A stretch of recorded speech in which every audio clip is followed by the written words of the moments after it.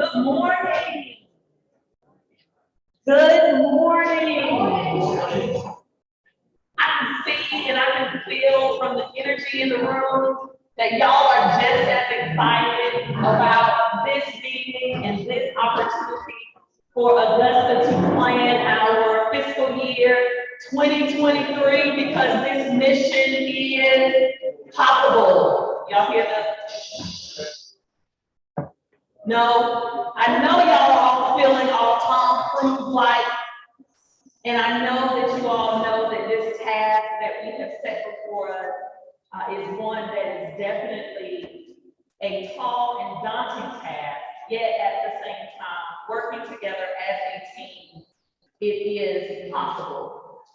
I'm looking for the mayor.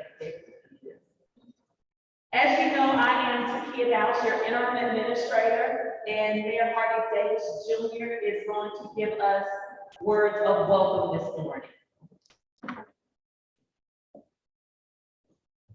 Thank you, Ms. Nelson. Good morning, everyone. Good morning. Hope everyone had a restful and relaxing evening. And to our friends from GMA, thank you so much for coming to be a part of our 2023 budget planning retreat process. Excited to have our great Dr. Simon Metcalf with us. Been a while since we last talked, but paying attention to everything that you're saying.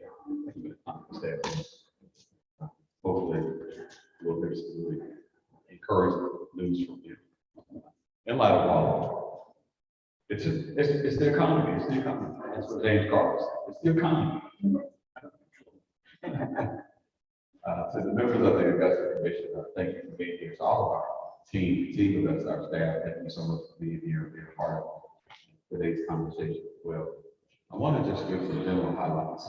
As we set the course and chart our vision for 2023 and beyond, I want to share just a few things. I'll encourage you to write down these 3 words: alignment, accountability, and action. 3 areas: alignment, accountability, and action. Those are central to everything that will be said and hopefully what will be done today and in the days ahead. Again, those 3 words: alignment, accountability, and action. Those are critical to us. For those who are here, we are a county of 207,000 people. Not only are we a county of 207,000 people, but contained within that county are 3 municipalities. And many times in our pursuit of good government, we forget that there are partners who are here with us. And those partners are like HEPSA.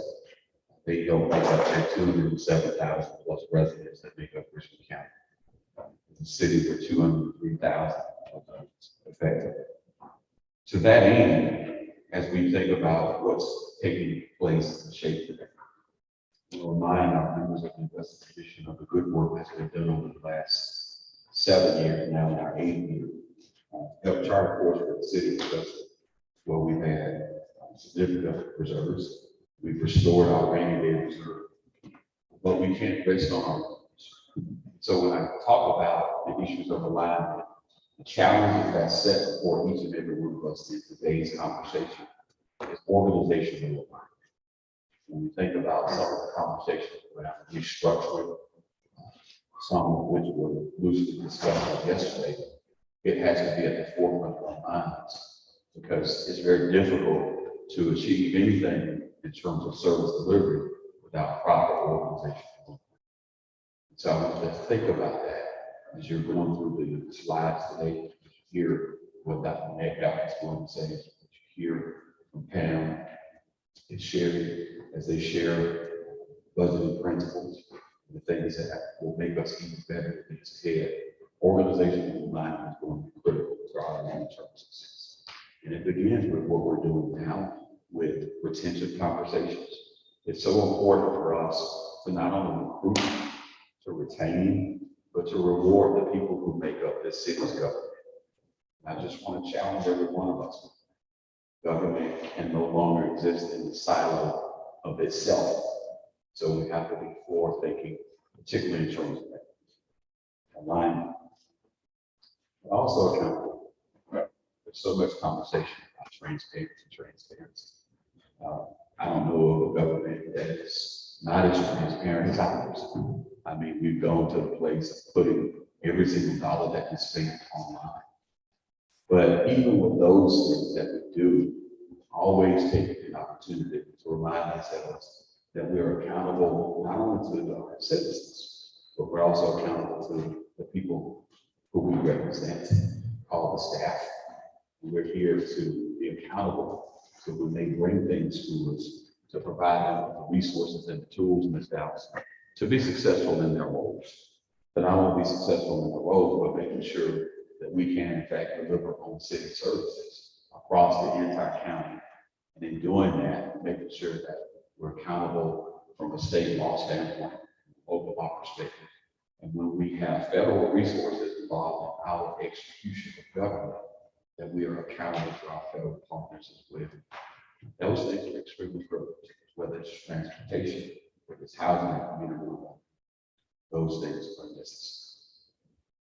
I'll close my commentary this morning with this, and this is this key word, and it's called action. There's a little statement that I say to Mr. Scott all the time, and that is, decision is the open door to reality. Until you make a decision, the door will be open, but you'll never realize what opportunities exist until you take corresponding action. And as a city, we cannot be afraid of taking action and doing things that we've never done. You look at the growth over the last 7 years, almost 8 years now. It's been incredible.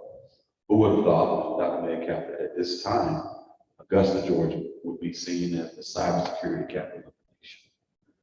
Right now, listed in conversations with Tel Aviv, Israel, San Antonio, Washington, D.C., Silicon Valley. So this is an opportunity for us to continue to take action.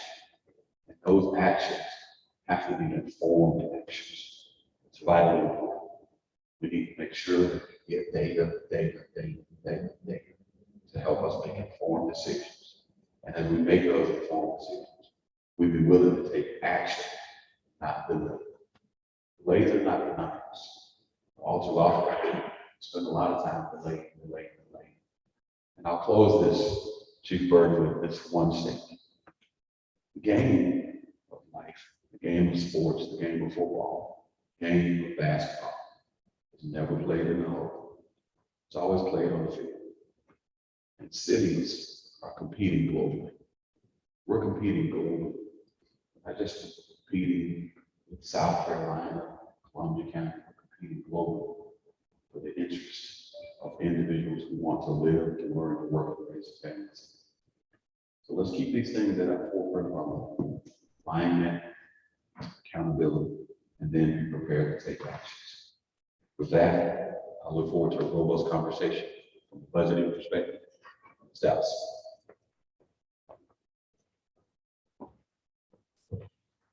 Thank you, Mayor Davis. Just a few housekeeping points. We are live streaming now. So if you know of anyone that may be interested in joining the conversation virtually, please share the link with them. Ms. Harris, our public information manager, has that information. As well as restrooms in the facility are through the wider entrance to my left. Director Nancy Glacier of the Augusta Museum of History has opened the galleries up for our viewing pleasure. So during break times, please make sure you take a look at some of the artwork that she has displayed. It is absolutely beautiful. So Ms. Glacier, thank you for that. I now bring to you some overviews. Oh, excuse me, before I do that, I want to go over our agenda. You have a copy of the agenda in your book, as I am having some technical difficulties. Is there a electronic copy of the agenda? Yes, we can send you an electronic copy. Okay, we'll get one to him.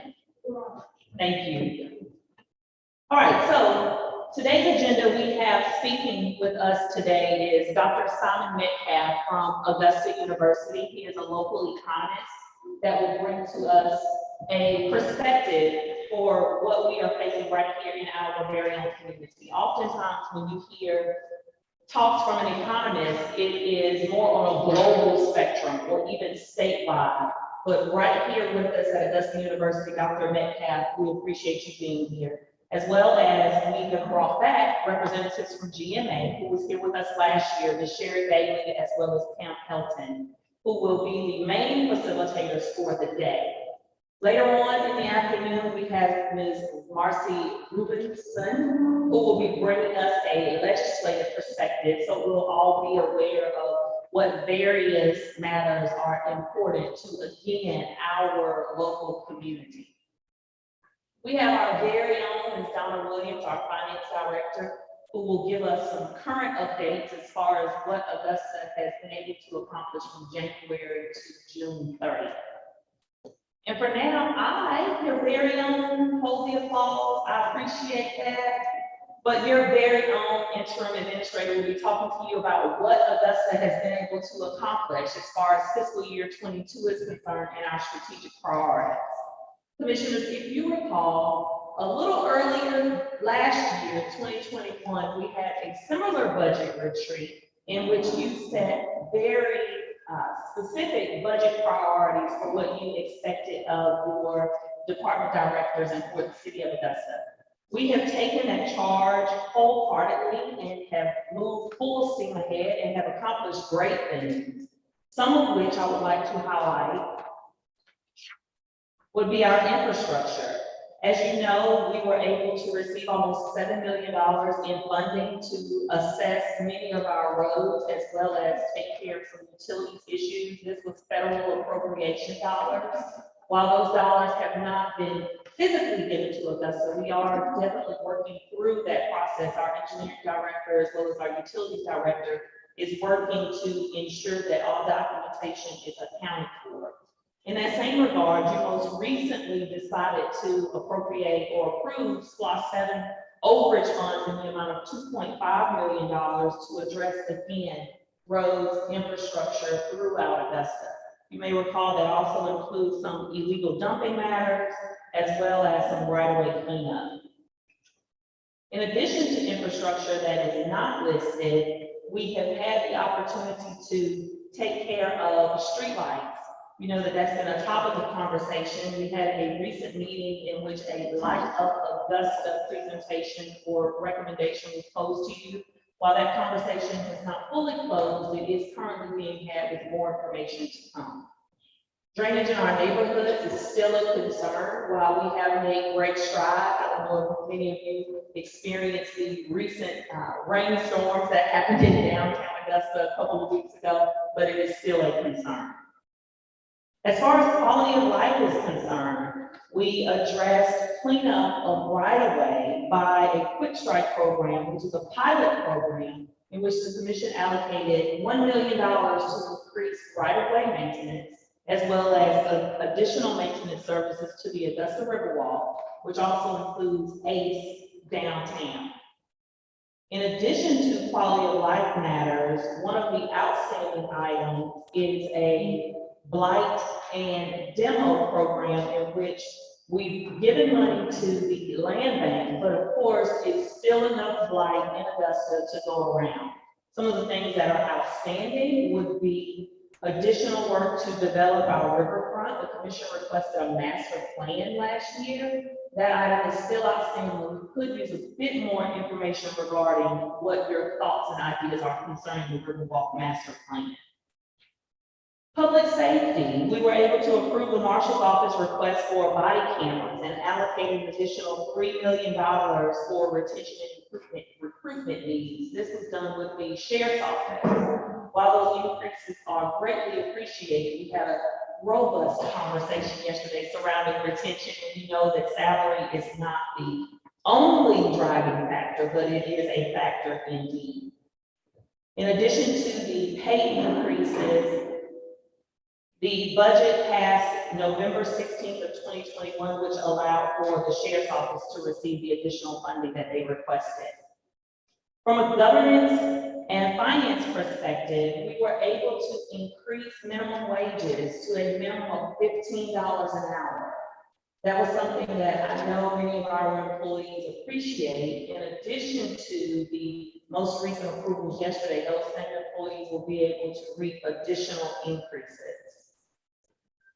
Also to include governance and finance, there has been a whole host of staff trainings that have been offered by our Human Resources Department. So Ms. Rupert, we thank you for those advances, as well as mental health days and various programs to increase awareness surrounding mental health. I know that the department directors and their staff have been actively participating in some of those classes, and so for that, we are greatly appreciative.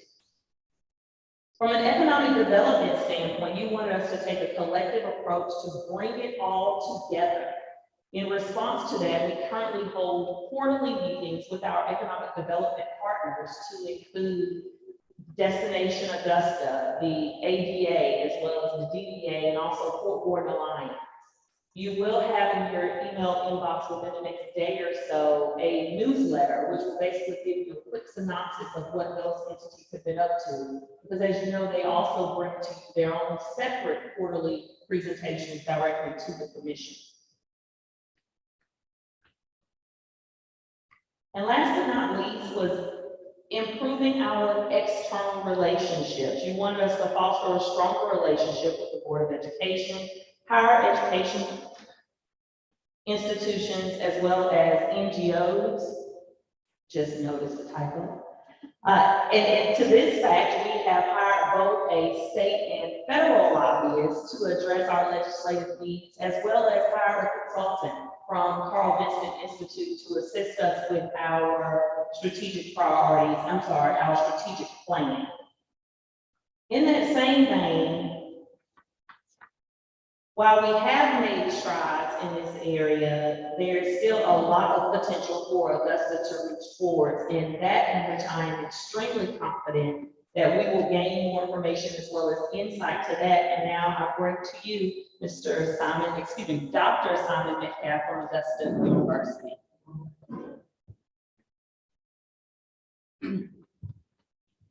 Thank you. It's a bit loud, isn't it? So, good morning. Thank you for having me here. My aim with this presentation is just to give you an overview of the local economy, mainly from the pandemic time, so like February 2020 to the present day, just looking at trends, what's going on in the local economy. I'll give you some context by giving you some similar trends in Georgia, the Augusta MSA, and then Richmond County. Okay. So, two problems. I updated this last Thursday to 3 problems. The first one is the labor supply that we've seen over the last couple of years. The second one is inflation. And the third one I added last week was recession. What's the possibility or probability of recession? GDP figures came out for the US, second quarter of decline in GDP. How does that impact the local economy? So if you're just looking at the labor shortage, first of all, this is the labor force in Georgia. Again, you can see the labor force now in Georgia is now higher than it was pre-pandemic. And so there is no labor shortage in Georgia, at least in terms of workers that are no longer working but were working. It may still be a labor shortage relative to demand. The number of people that want to work or are working in Georgia is now higher than it was pre-pandemic by a good amount. I think it's about 80,000. In Augusta, and the Augusta MSA here, that number's still down a little bit, about 4,000 fewer workers in today's labor force than there were pre-pandemic. And then Richmond County, again, is down about 1,500. Right? So as people that were working are no longer working over the last couple of years in the Richmond County area. If you look at the labor force nationally, this is a bit of a puzzle. You know, we've talked about this mini recession, the pandemic being great resignation. And you do see that 55 and over, their participation in the labor force is down by about 500,000. But if you look at my age group, I'm just about still in this age group here, all right? We want to work, we are working. We're up about half a million. So the workforce, when you say the workforce is down, it's interesting to look at the different demographic groups.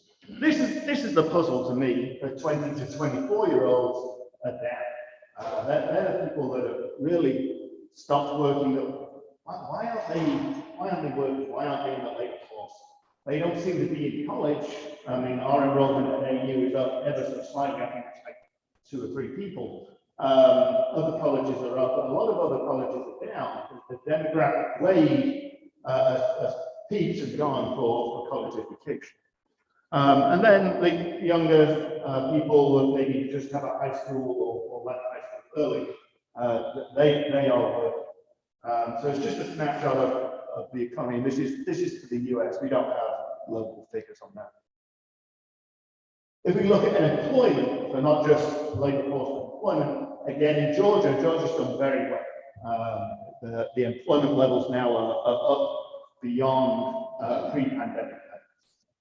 So that's good. In the local area, we're still down a little bit, maybe a couple of thousand jobs. The trend is definitely up, but it may be flattening out. Then this is the MSA. And then Richmond County is a very similar kind of pattern. You can see this peak here is like masters employment. So you've seen improvements in Georgia that haven't been reflected in the local area in terms of employment. If you look at employment change, you know, from February 2020 to April 2022, 72% of all the net new jobs created in that 2-year period have been created in Atlanta. 72,000 something jobs, 72%. If you look at this percentage change, you can see Atlanta is still very good, and Atlanta and Athens about 2.5%. But Savannah over here on the right, as a percentage change in employment, Savannah's up about 3%. I've got some more information on Savannah. It's interesting to see what's going on there relative to what's going on here. You can see Augusta, we're down, Albany's down, Columbus is down. If you look at the areas that are growing in Georgia, they tend to be Atlanta and some of the outlying areas, like Gainesville, even Rome is doing okay. All the port cities, Savannah, Brunswick, Hinesville. Obviously, there's a lot of trade coming in through our ports, and that's really helped the port cities. And then Atlanta has done well as well. Yeah. This slide, it's due to the industry that we're seeing both in Augusta. Coming up, okay, coming up. So I just mentioned Savannah. What's going on in Savannah? There's obviously a lot of trade going on, but this is a graph of the changing weekly earnings. And in Savannah, weekly earnings are growing at 15% right now. Right? 15% annual increase in wages, essentially. And they're doing a really good job of attracting people to go and work in Savannah with these wage increases. In Georgia, it's about 7-8%. You can see here in Augusta, coming out of the pandemic, we did really well. Our wages were increasing faster than Georgia. But in the last year, wages have actually been falling.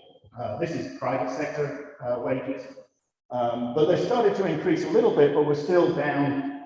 Wages only increasing 2 or 3%. As Mr. Rouse mentioned, wages are important in attracting and retaining workers.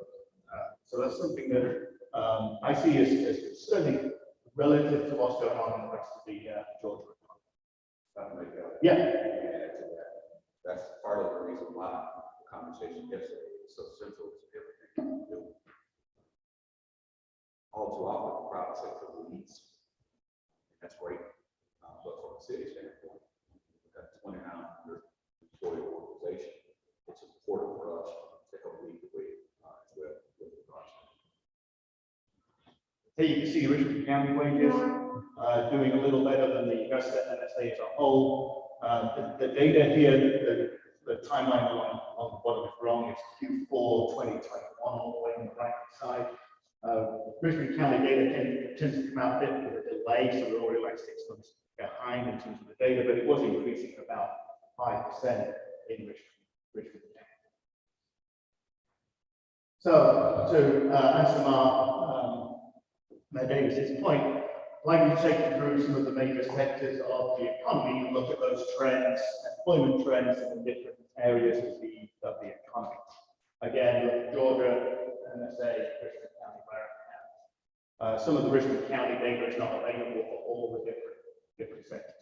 So retail, and we've seen this nationally, we've seen this in Georgia, we're going to see it in Augusta. Employment in retail is up. Okay, past pre-pandemic peaks. And the reason for this, and I'll come back to this at different points, is over the period of the pandemic, consumers' spending patterns changed. We used to spend, we still do spend more of our money on services and experiential activities than we do on goods, but particularly during the lockdown and travel and things like that, limited our ability to spend money in those areas, and that. So we spent money on goods. We bought home gyms, we bought bigger TVs, we bought better couches, you know, people were sat at home, doing nothing. Okay? And so those areas of the economy that were in that area, they benefited from increased employment. We see that in Georgia, we see that in the Augusta MSA. Retail reached a record high, something close to 30,000 people employed in retail in the local area. Here's one thing I would mention. It does seem to be declining. It's seen to flatten off and it's declined recently. We're definitely seeing in the numbers a shift in consumer spending patterns again back to experiential activity. Now, hopefully the worst of the pandemic is over. We're going to go and do, we're going to travel, we're going to do experiential activities rather than buying goods and services.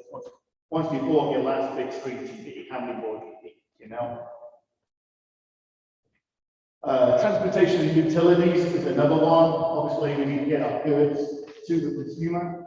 So a lot of transportation industries have done very well with regards to employment. This is the Georgia numbers. They're up 30,000. Here's the Augusta MSA numbers. They're up almost 2,000 in transportation and utilities.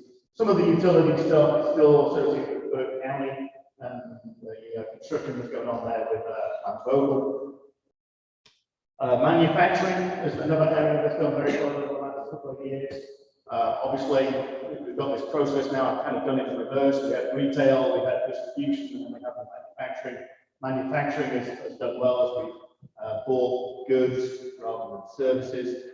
Georgia manufacturing is above the previous peak. Augusta manufacturing again is up above the previous peak. So those areas that have been doing well in the last couple of years: manufacturing, distribution, and retail. Just some other sectors that the Bureau of Labor Statistics puts out there. Financial services is down from the pre-pandemic peak, increased a little bit, but kind of leveled off. This is areas being impacted by the last recession, and now the current one.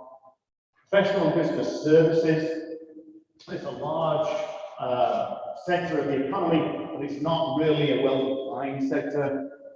There's accountants and lawyers in there, pest control services, waste management, things like that. And so it's not a cohesive group. And so you'll see kind of lots of ups and downs in the employment in that sector. Mining, logging, and construction. A lot of the construction is going on, but it's fallen off a little bit in the last few months. You see the same kind of pattern in Augusta. In Augusta, this is mainly construction. It fell off, but at the beginning of this year, it started to decrease again. Construction is always an industry that we look at as economists, because it tends to be a leading indicator of other activity. People are building houses or warehouses or office space, and eventually that's going to generate jobs and people to not only to build these new constructions, but to furnish them.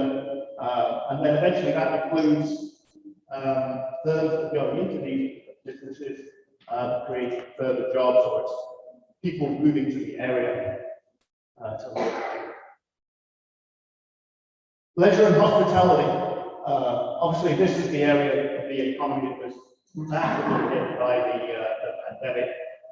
We lost, this is Georgia. I think locally we lost about 11,000 leisure and hospitality when the restaurants shut down, all that kind of thing.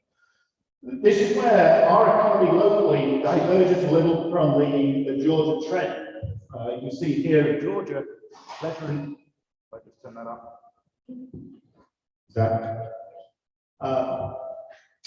Leisure and hospitality in Georgia has not yet reached its pre-pandemic peak. But if you look at the local area, just last month, in May, employment in leisure and hospitality increased and is now above the pre-pandemic. Okay, so leisure and hospitality, like restaurants and that kind of thing, is in leisure and hospitality, as well as, you know, going to I'll say the Green Jackets, but that's Richmond County. You don't want to know about that, right? Leisure. Okay. The other thing about leisure and hospitality numbers is all the way through the recession, that retail employment was higher than leisure and hospitality. Pre-pandemic, leisure and hospitality was higher than retail. So just in May, the latest numbers available, leisure and hospitality is now larger than retail. And again, it reflects that change in consumers' behavior and spending as we've gone through the pandemic.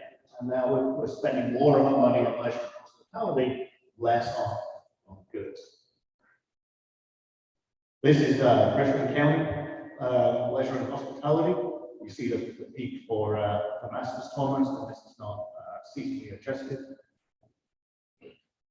Government, this is something that you all are interested in. This is government employment in Georgia. Government employment in Georgia has been down. In Augusta is down as well. And depending on your political affiliation, you may think this is good or bad. I'm just presenting the data. Okay. If you're employed in government, it's bad. Education and health services. Okay, so people talk about the concentration of healthcare in the local area, Richmond County, Augusta, that kind of thing. So I wanted to talk about this a little bit, but I think some of the numbers may surprise you a little bit. Education and health services. Most of this, clear about what this sector is. Most of this sector is health services. Okay? A lot of the education that you think of, K-12 education, is in local government, right? So employment kind of there in local government. If you think about my job at Augusta University, that's state employment, okay? So higher education. So a lot of the education services in here is actually quite small. Okay? Maybe people work in college, some of the private schools in the area, some of the tutoring services and that kind of thing. But the majority of this sector really is health services. You'll see in Georgia, employment is up in this sector. Locally, it's down, right? It increased, but it's kind of flattened off, maybe even been falling the last few months. If you look at private employment in Richmond County, okay, so this would be like doctors, hospital, private physicians groups, private doctors, dentist group, that kind of thing. We're pretty much back to where we were. And so just look at these different trends, give you an idea about what we're doing well in Richmond County, where we're doing better than state trends. If you look at the breakdown of this sector, you've got about 4,000 people in education and health services in the federal sector, so the VA. You've got 7,000 in state, okay? 4,000 in local public health, but most of it is in private sector, like 19, 20,000, with private physicians' offices, therapy offices, and that kind of thing. So it's a total of about 35,000. Is this a big sector in the local economy? Here's your shares of education and health services across the US, 16%. In Georgia, that's 13.1%. In Augusta, the MSA, that's 14.1%. Richmond County, that's 34%. Okay? That is a lot of concentration. A third of jobs in Richmond County in the health and the small education services sector. So you think about where's room to grow, where's oversaturation. Well, this is something that feeds into that. Now, some of my research that I do academically is looking at health outcomes, okay? And how the health outcomes, how are they influenced by different indicators of social determinants of health. If you look at county health rankings, Richmond County is right here, along with some of the other areas in the MSA, has very poor health outcomes. Okay? A third of our jobs are in healthcare, and we have some of the worst health outcomes. All right? So this is something that I study. It's something that's interesting to academics, something that's interesting to us as a community to try and improve what we mentioned earlier is like quality of life kind of issues. And so if you look at the health factors, and I'll come to what they are in a little bit, you can see again Richmond County doesn't do very well. And so what are these health factors? So these are what we call social determinants of health. you see that clinical care, access to care and quality of care, at 34% of our local charts. It's only 20% goes towards health outcomes. So it's not access to healthcare or the quality of doctor that improves the health outcome. It's some other stuff. All right. It could be health behaviors such as tobacco use, alcohol use, exercise. It could be the physical environment, pollution and air quality, and things like that. This is the area that I look at a lot, social and economic factors. It's education, it's employment, it's income, it's absence of poverty. It's these kind of things that impact health. And so if you're thinking about economic development here in Richmond County, if you can do things that would improve these factors, these social determinants of health, we'll have a better workforce will be more productive, and that will feed on itself, and we'll have better economic development all around. Let me pause there, see if you've got any questions before we move on to a different topic. All right, then I'll move on to inflation. Yes, sir. For clarity, the last slide you just mentioned. Yeah. We were speaking to the Richmond County government, you said we could improve that yesterday about the Richmond County as a whole, workforce with the private. True, yeah, the whole, As a whole. yeah. So some of it could be private, okay? Firms could employ people, provide income, absence of poverty, but there's some things that the government can do in terms of controlling inflation or ensuring quality of healthcare. So it's a mix of public-private collaboration.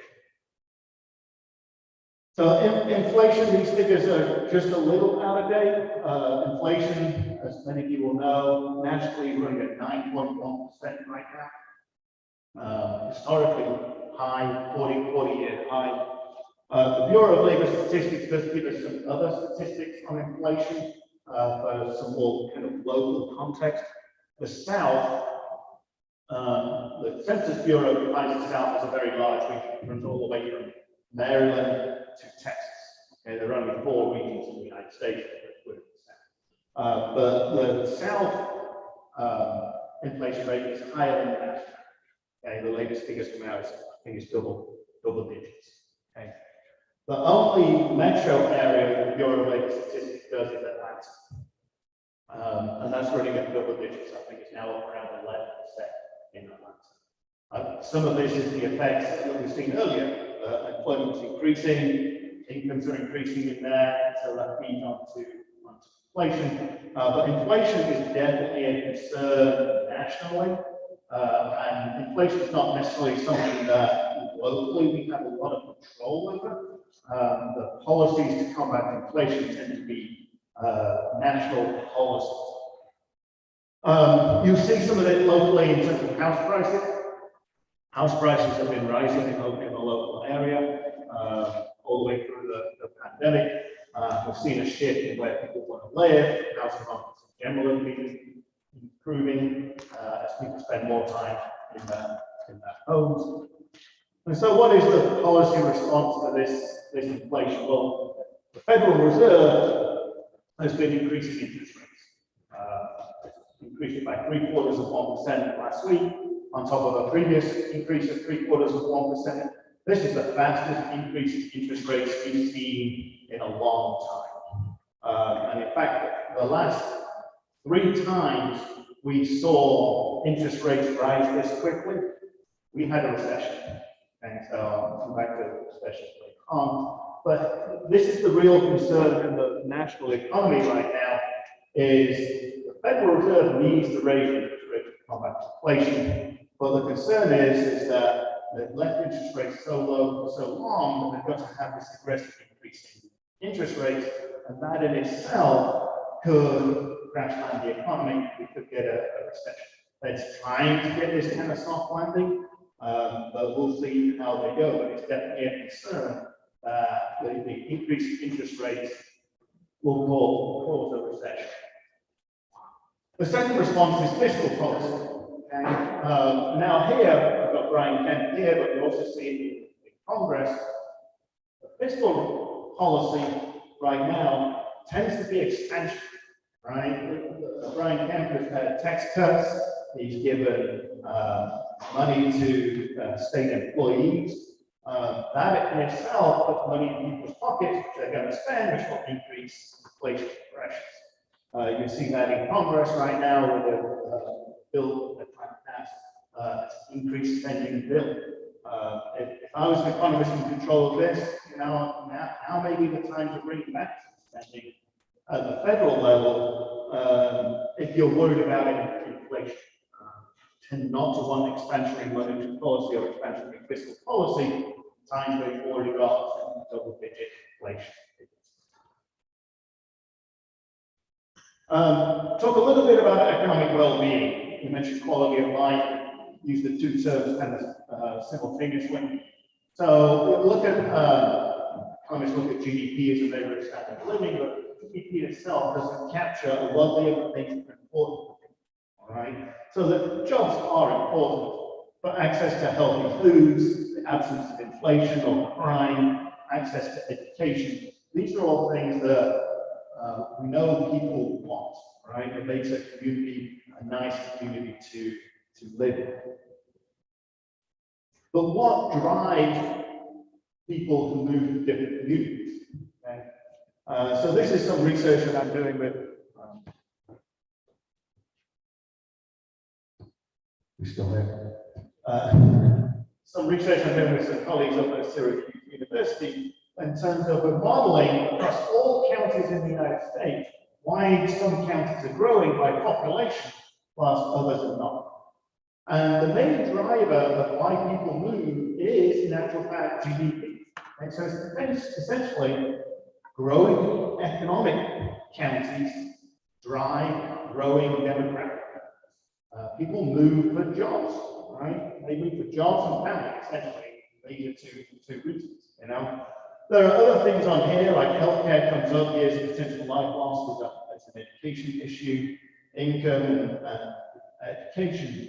They're right down at the bottom. People move for jobs, they move to growing economies. And so, what's Augusta doing? I produced this Augusta Leading Economic Index that I push out in a couple of different areas, but this is the latest number. So a leading index is a leading index done by the conference board nationally, so I follow their methodology and I use local data to drive this index. So changes in the variables in a leading index will change before we see changes in real economic activity like employment. Right? So you can see that the leading economic index is increasing. It's increased since the pandemic, and so it indicates that the economy is likely to expand. Normally 3 to 6 months out. This is leading the real change in economic variables. But if you look at it, the same data just on monthly changes, the index is increasing, but it's increasing at a decreasing rate. The rate of increase is declining. So I think people are seeing this nationally. I think we're going to see this locally, that the economy is slowing. Right? And that may be no bad thing with regards to inflation. The question is whether it slows so much we go into recession, or whether it just slows enough. If you want me to put a percentage on it, we're going to do that. It could be about 50, right? About a recession.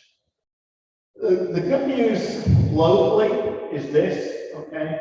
The last recession we had, the 2007-2009 recession, that impacted the Augusta economy about 6 months behind the national numbers. So if we have a similar effect, we're going to have some lead time to adjust to that in the local economy. Saw the two consecutive quarters of declining GDP.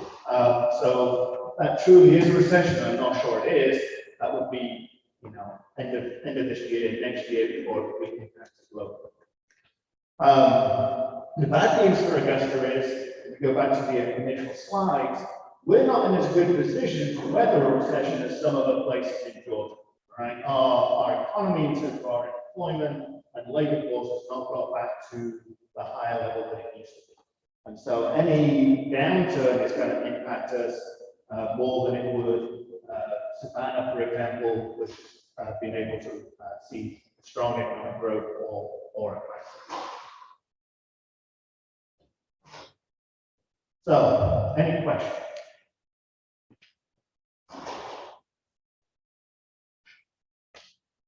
So what's the answer? Maybe. Yes. Dr. Metcalf, when we spoke earlier, you talked about how Augusta has pretty much remained flat in regards to our historical years. Can you speak to that some? Yeah, I mean, I hear it a lot. I've been here since 2004. So I hear it a lot in the community that our pillars of our community, Fort Gordon, Savannah Riverside, medical community, in the wider area, that their employment levels tend to be constant across the business cycle. There's some ups and downs, right? But we don't see that other areas do, but we also don't see the troughs. So if a recession hits, I think most people at the national level think a recession will be quite mild at this point. I think also the effect will be quite mild here, you know, because of our stable employment opportunities. Yeah, I wanted you to leave us on a high note. Okay. So thank you so much, Dr. Metcalf, for your presentation. So Augusta, the mission is possible. Despite what economic concerns may be, the mission is possible. Let's take a 7.5-minute break to give GMA an opportunity to come up. Again, that may give you enough time to view one gallery, not all. Do whatever you need to do, answer phone calls, answer emails, and we'll see you back in 7.5 minutes. Thank you.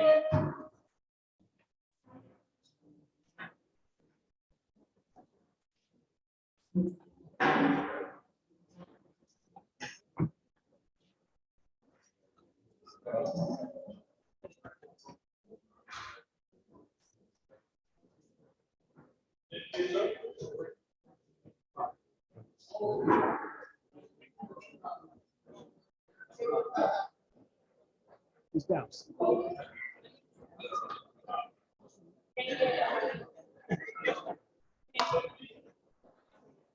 I'll say I'm going to be president.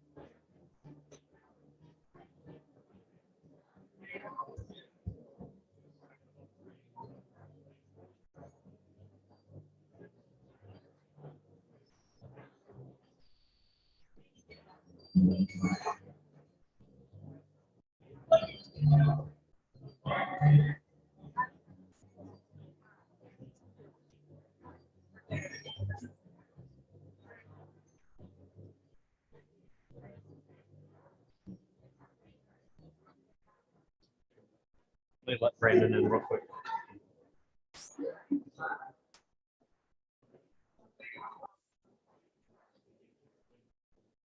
All right, special agent. I like that, don't you? Special agent. Well, we got our stunt doubles that will be giving us a show swinging from the rafters in just a moment. I know y'all are excited about that. Our break has now concluded, and we will turn the program over to Ms. Pam Pelton and Ms. Sherry Bailey from GMA. Thank you so much. We are so excited to be here today with you, and we look forward to a day of collaboration, information, and sharing ideas, and just kind of helping to guide the process through today. That's what we're here for, just to serve as a guide so that you can discuss, brainstorm, and try to come to some information by the end of the day about your city. I love your city. It's wonderful. This facility is absolutely a gem.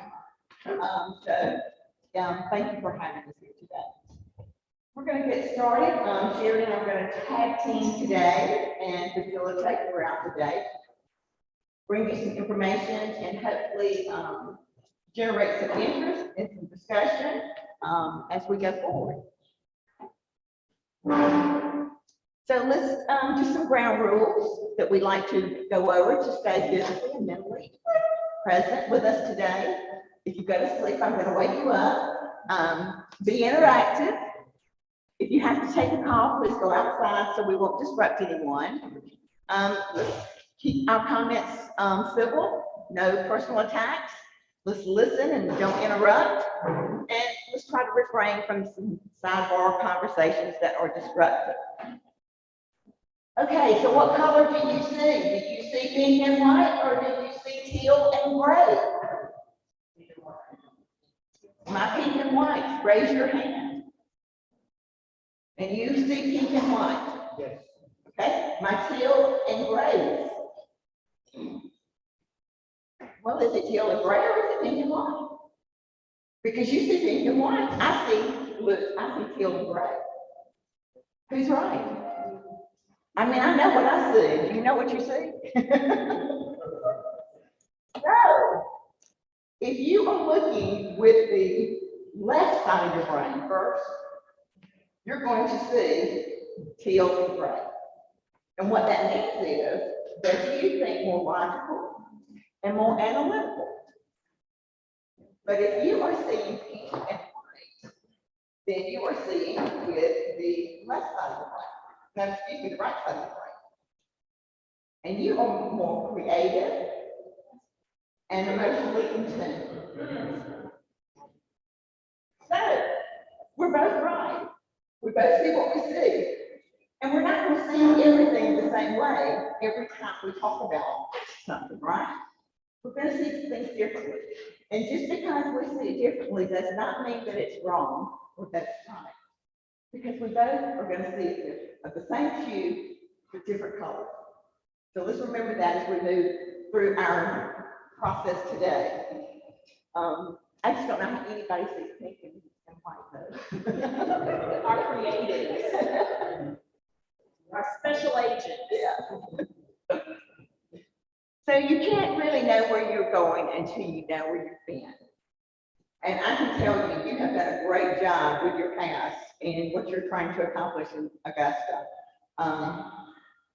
The process of moving forward with so many accomplishments that have been happening around Augusta is just great. Every time I come, there is more construction, which is progress, right? Progress is gonna sometimes slow things down a little bit, but in the end, it's gonna make things much better. So you've got a lot going on, and I can say, wow, wow, wow, because it really is exciting for Augusta to have so much improvements going on. So we're going to talk about some historical data, and I want to Sherry come forward and to just kind of share with you some data as we move forward this morning, and then we'll go to something else. Good morning, everyone. I know y'all have spent most of the morning looking at graphs and but I do believe that numbers tell a story. Right? So if we go back and look historically, and then present, and then in the future, all of these numbers have a story to tell. And so I want to start out by thanking Ms. Dowse and her team. I want to thank the finance department for giving me all the information we requested. And so that we could put these graphs together for you to tell the story of the city of Augusta. So, like we said earlier, for you to know where you're going, you have to know where you've been. Typically, what we would do when we're looking at data, especially to do projections for the future, we want to do 5 to 7 years worth of data. We were lucky in that we had 10 years of high-level historical data to go from. So we're going to start out looking at the revenues. Again, a 10-year historical data. And I know that's hard to read, and I'm sure it's hard to read in your notebook too. But we can send this to you electronically so that you will have it later if you really want to analyze these numbers. But as you can see, this is your changes in fund balance of the government funds, which is what we're going to focus on today, is the governmental funds. Over the past 10 years. So in looking at this, I want you to notice these numbers right here in the negative. Share. It is in your books under their historical data tab towards the back. So under historical data, this printout is there. If you're like me, though, you probably need it on your computer where you can really zoom into it. But what we want you to look at here is I want you to pay attention to, it's towards the bottom where it says excess or deficiency of each year. So as you'll notice, we're starting in 2012 and we're going all the way through 2021. So your general government revenues, expenses are higher than your revenues before any of your other transfers and such as that. For every year except for the years of 2016 and 2017. Y'all see that?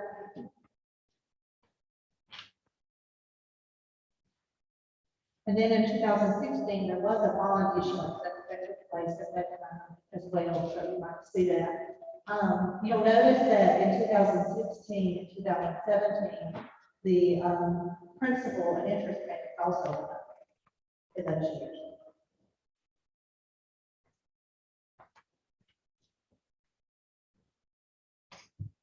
So if we look at it a little bit closer, and we're really diving down into those numbers, and you're looking at your taxes. So this is all taxes.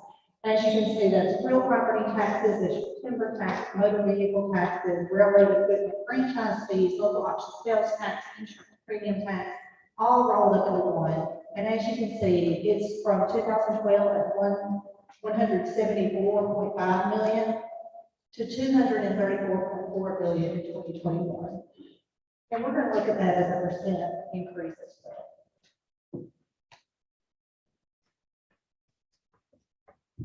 The next revenue source I want you to pay attention to is your license and permits. That's going to be your alcohol, occupational, zoning permits, land permits, building permits, all of that.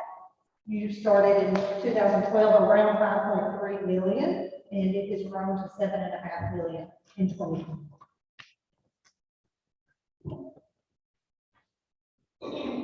Then we have your charges for services. It does not have it listed up here, but for those of y'all who are wondering what all that entails, you've got court costs, you've got fees and charges, you've got commissions on the tax collection, IDC recovery for law enforcement, utilities, fire protection, prisoner housing fees, and then there's also a Burke Columbia County DA which falls into this charges. And you'll see it was 26 million. It rose up. Went up and down 2017, and went down a little bit, and down to 32.9.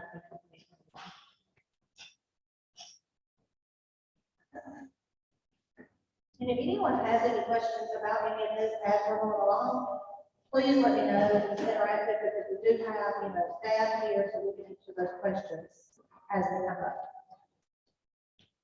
All right, your fines and forfeiture, an average of 1.72% decrease. You've seen in all the other ones that it's been an increase, but in the fines and forfeitures number, you'll see that it has decreased. In 2012, it was 5.8 million. It spiked in 2015, and now it's down to 4.8 million in 2021.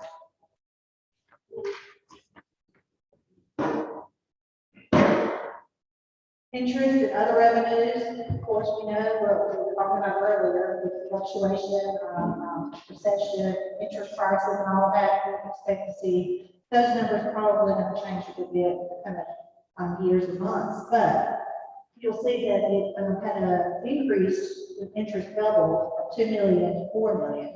And also your other revenues increased from 1.9 to 7 billion. And so in other revenues, I was looking just to see what all that entails. You do have $1.5 million of miscellaneous income connected to the housing and development. You had street lights that was coded to miscellaneous income, and you also had some Burke Columbia County reimbursements that was in that number.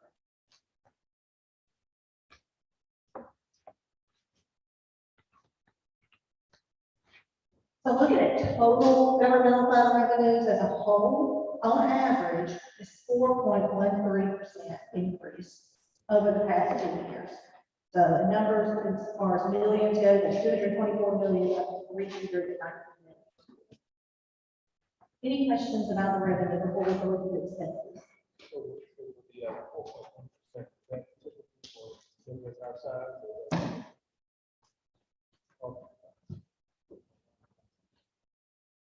On the, do we have that data with the consolidated government? Yeah, the consolidated government, we'll go over that as a comparison to peer cities and how that translates. But I will say, like what Dr. Metcalf was saying earlier, you can see the trend with the city of Augusta is very stable. You don't have the highs and the lows like we see in some of the other neighboring counties and consolidated government. All right, so you can't look at revenues without taking into account your expenses. And we saw that our revenues don't quite meet the expenses for the general government. So this is what our historical data looks like as far as expenses goes. Your general government expenses, an average of 4.28% increase. That pretty much offsets what we showed as I think it's 4.2 for the increased revenues. So your expenses are meeting the revenues as far as revenues are going up, expenses are also going up as well. So looking at a breakdown of what those expenses are, you have judicial expenses, which is an average of 4.06%. It was 17 million in 12, it's 24, almost 25 million in 2021. Another big one is, of course, your public safety. Public safety, 89 million in 2012, and it's over 111 million in 2021. So it's a 2% increase. Public Works, which Public Works, I will say, is a little bit different because it has been, I believe, over time categorized a little bit differently in the financial side, and even the way that it's handled through our departments. But looking at it, you've got a 21% increase in the numbers reflected in the documents that we have. So in 2021, it was about 20 million, almost 21 million, which was down from back in 14, 15, we were over 30 for public works. I sure got my phone, but forgot about my watch. It rains. So, health and welfare expenses, an average of 5.15% decrease. So what is in health and welfare? That's going to be the Board of Public Health, Serenity, Behavioral Health Services, your area agency on agent. That's what that number is. So that one has been trending down. We were at 2.4 million, and now we're at 1.6. Another big one that we'll probably talk a lot about today is your culture and recreation. That's part of your quality of life, right? So your culture and recreation has gone up to 2.02%. It hasn't climbed quite as much as some of the other departments have, but in 2012, it was 12.3 million, and it is now up to 15.7. The housing and development, you'll see that had a really big spike. And the thing about the housing and development too is that you have a lot of major projects going on in certain years. You have grants, you have CDBG, you have CHIP grants, you have housing grants that you all are doing, which is a wonderful thing for the community. So depending on the grants and when those come in and when the expenses of the projects actually get done, you will see those spikes. But overall, over the past 10 years, it's been a 16.12% increase. And in 2021, y'all were spending about 27 million compared to 16 million in 2012. The category that we're seeing the least amount of increase or decrease is in the capital outlay. It's less than 1%. It hasn't changed a whole lot. Y'all were spending about 52 million in 12, down to 32 million in 2021, but you see it's got huge numbers of spikes. And that could be because of, depending on what the equipment was, what you were funding, what projects you had going on, you may see some different spikes. But overall, in the grand scheme of things, over a 10-year period, it has not changed that much. But this is outside of loans, SLOSS. Yes, good point. Outside of SLOSS, that does not include SLOSS. That is the capital outlay outside of your special purpose of watching tax. Another thing, so this is your total intergovernmental expenses. It has fluctuated a good bit. It's a over 200% increase in that. And, we see that it was 3.5 million in 12 and 8.4 million in 2021.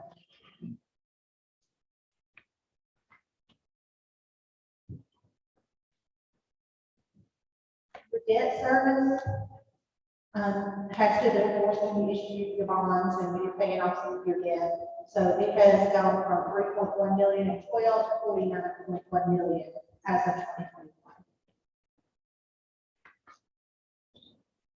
But to look at it as a whole, this is the graph showing you your average. So your average of 10.6 million underfunded each year. Income with just general government revenues and expenses. This excludes your transfers and your proceeds from sale of assets and things like that. Ms. Bailey, can you speak to how the average underfunded figure affects our overall financial position? So with the underfunded, it comes from other sources, of course, which we're going to talk about in just a minute. But your fund balance will decrease because your revenues are not sufficient enough to cover your expenses that are happening over this period of time. So it's something that you either have to cut expenses or you're gonna have to raise revenues. And so it's something that you want to keep in the forefront of your mind when you're making decisions about 2023 and moving forward with that. Because over a 10-year period, and like I said, even though y'all are pretty stable, it's still something that you need to consider about additional revenue sources and where that money could come from, so that you're not having to pull from other sources. So if you look at this graph, that's the same information that was on the other graph, just a different way of looking at it. But you can see the blue is your revenues. And you can see the years where your expenses are under, but for the most part, your expenses are up there.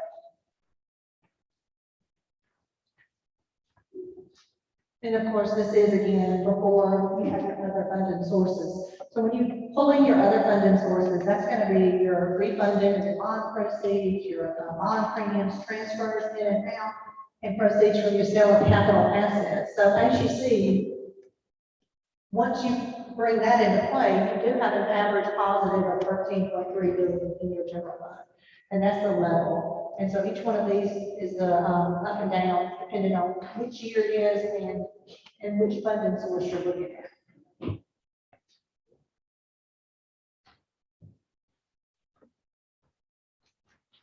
So back to Mrs. Allison's point, this is what your fund balance changes would look like over 10 years. And it is a 2.7 million average positive, but that is including your other funding sources, which is your transfers and your bonds. Yes, sir. How normal is that you said in terms of minus funds coming in? I don't think I would say it's average, and I'll let Pam say as well. Of course, most of the cities that, well, the one I was with was a small government, of course, but that was not a for our general government to get funded by other sources, whether it be water, sewer, enterprise fund, electric, your electric city. That's correct, yeah. I mean, you've got your utility, you get your, department, which is separate from your governmental division.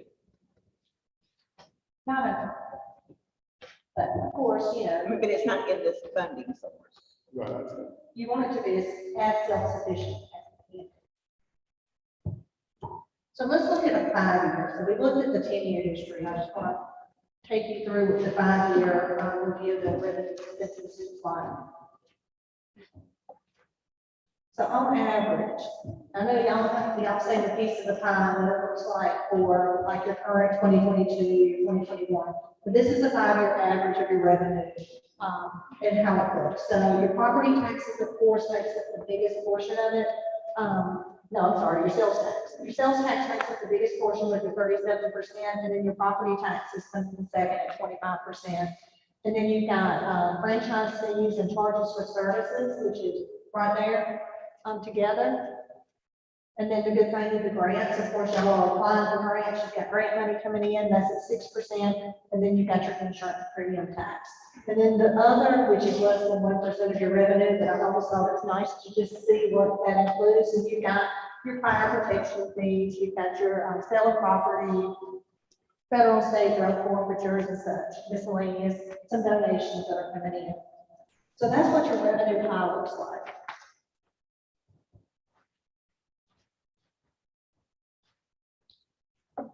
Looking at your grants. So this is the trend starting in 2017 at 9.8 million. And as you can see, it has risen. But in those March where I showed you, you've got CARES Act and ARPA. We know those are one-time deals. We don't anticipate getting any more of that. So that's what that huge spike is. And that's what it would have looked like had we not got the CARES and ARPA. It was decreasing and it started to trend up a little bit in 2021. I will note too that there is a handout in your booklet on the ARPA funds. It is a little bit outdated. It says April 30th, and I believe your balance is down to 8.4 million versus the 10 million. Is that right?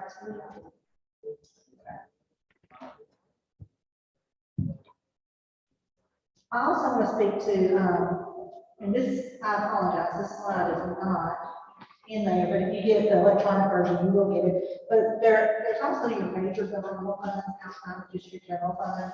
And so that would include your street lights, fire department, sheriff's department, and, E911. So on average, your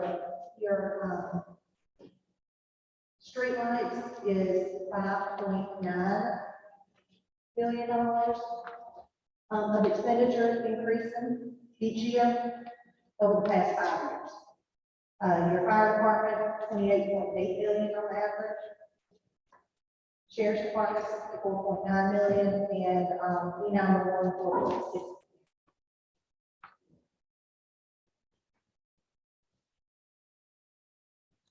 So looking at it from a standpoint of the past 5 years, the difference in the dollar amount year over year. So this is what this is showing, like in 2018, if you'll notice that the general government increased expenses by 1.4 million as compared to 2019, it's 2.9 million. So this is year over year.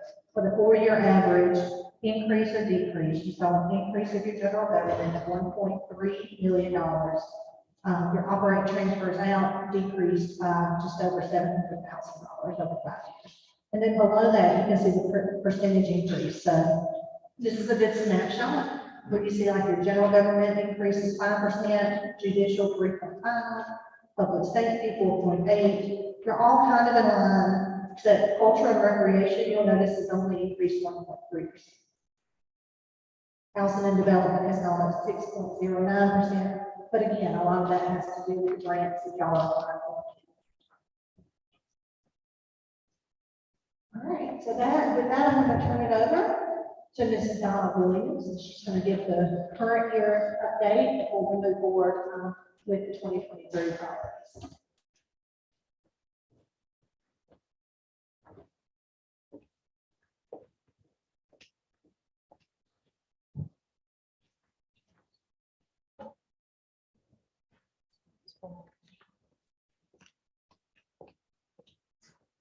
Hey, good morning. Okay, I just want to clarify some of the information that was just presented to you. When, GMA is for governmental funds, that's just a little bit different. It includes the general fund, but it's not the general fund standing by itself. So in regards to the fund balance for the general fund, it has not decreased since the ice storm in 2014. Each year, we have added to the reserves in the general. As you heard yesterday from the auditor, the 2021 results was a little over $5.7 million. So, when we start talking accounting and financial presentation, sometimes it gets a little, I'm going to say convoluted, try to drill that down into the same level that it's easily presented and easily understood for somebody that does not do this for a living. So I did want to let y'all know that that is the history of the fund balance in the general fund, and it is also on the top part of one of the handouts that's in the back, which is also the financial information that's included in our office report. That out of the way, let me see if I get started. Don, if you would, This is not my presentation. that's right, if you would give the microphone back to Ms. Bailey, and then we'll pick you up in a few more moments. Yeah, this is not me. I'm done. Well, thank you, Ms. Donna. All right, so we're going to go ahead and start talking about the revenue expense projections. Let me go back. Okay.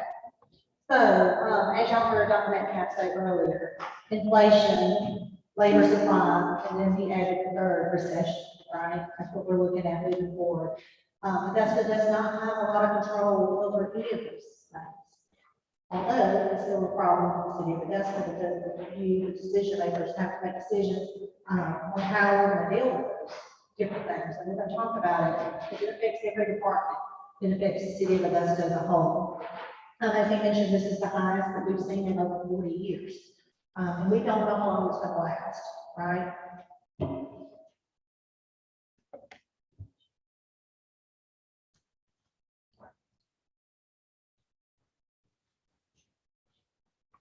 So looking at the numbers of the poll, revenue source projections, and this is, we're projecting out 2022 to 2026. And these averages are based on the historical data that was reflected shown to y'all for the past 10 years, on average, what that increase was. And so that's where we came up with the average increase or decrease impacting revenues over the next 5 years. So as you can see, everything is trending up.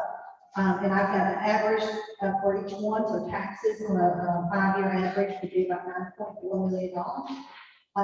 Grants, excluding your CARES and ARPA, around $11 million. Where you see the decrease is your payment in lieu of taxes and your franchise fees. Historically, over the past 10 years, those have been declined. So if things remain the same, that's the key. If things remain the same, we could probably see an increase in those over the next 5 years. We're talking about the taxes. So then again, that includes your property tax, your sales tax, your insurance premium tax. This is just pulling that out because it is such a big number to $47.4 billion.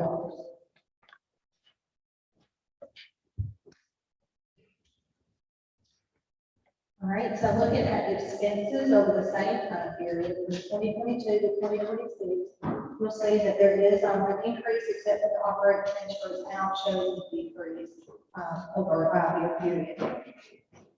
Your housing and development is the least of the increases at 96,000, and your general government is at the top with the 8.16 million. And then you've got your judicial, public safety, public works, and all of that. And I say health and welfare too, I apologize, that also is on my vehicle. So what does that look like as a 5-year projection, revenue over expenses? For 2022, that would be a $16 million increase, and a 5-year sum of $133 million over the next 5 years.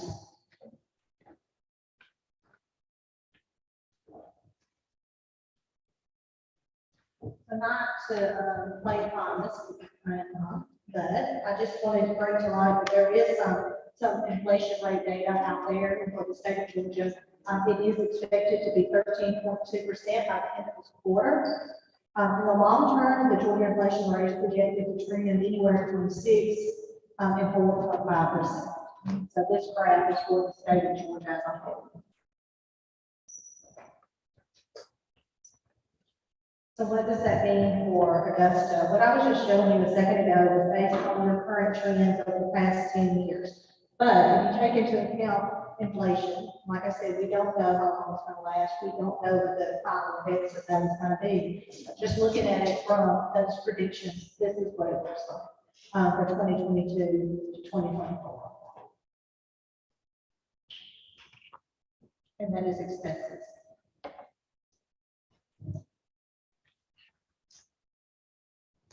So in comparison to predictions or projections based on historical data versus inflation rates, this is what it would look like over the next 3 years.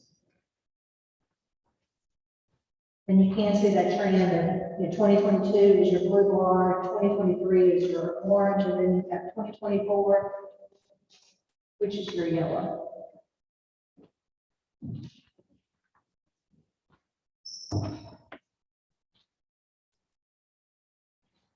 Same thing, just a different way of looking at it. I know that some people are visual, some people like the numbers, so I try to present it several different ways so that you can see it and what sticks to you, but you can see that trend in both of those.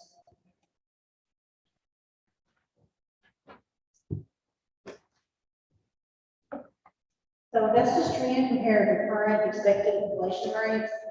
This is just showing it again together. You see the difference over a 3-year period could be $14 million. That's yes, pretty much based on what the economists are saying and based on the history of.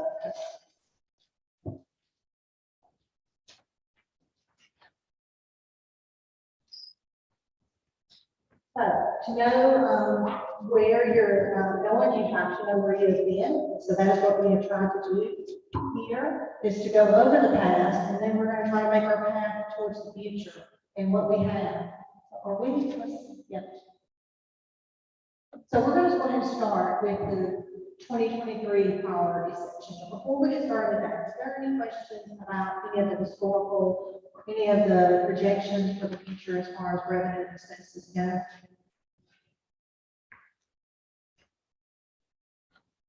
Y'all are just ready to get forward with the 2023 priorities. Taking this down for energy. Yeah. All right. So, in thinking about the 2023 priorities, y'all have been through this before. We did it last year. But this year, I want to make it a little bit more interactive, a little bit more engaged. Really want to get your feedback. We're going to interact with our department heads as well today. So we're going to bring them into the mix. But when we're thinking about our 2023 priorities, we want it to be goal-oriented, right? We want to have specific things that are goals that we want to achieve that we can measure, that are measurable. We want to make sure that they're obtainable. You know, we all have those high-level, you know, what we would like to see happen, but what is obtainable in 2023? What can we get accomplished? Is it measurable? Specific. We all have ideas of beautification for the city of Augusta, but what does that mean? You got to translate that into actionable items. So what does that mean? So we want to make sure they're very specific in our goals. And then we want to make sure that it aligns with the vision of the stakeholders. And who are the stakeholders? You all are stakeholders. Your employees are your stakeholders. The citizens, the business owners, everyone that has anything to do with the city of Augusta is a stakeholder. So you want to make sure that your decisions align with that vision and mission. And then, of course, a relevant majority, which is you all, the consensus as a governing body. So speaking of stakeholders, this, we just got this recently to us. This is the budget survey that was done online. Is that correct? Online? Some of them were in person, I believe. So this is just the general consensus of what your stakeholders, your business owners, your citizens feel like are their top priorities for the city of Augusta. And as you can see, public safety is number one, right? It was the same last year. Public safety was number one last year. Second is your quality of life. We talked about quality of life earlier. I want to hear from you though. What is quality of life? When your citizens say they want to see a better quality of life in the city of Augusta, what does it mean?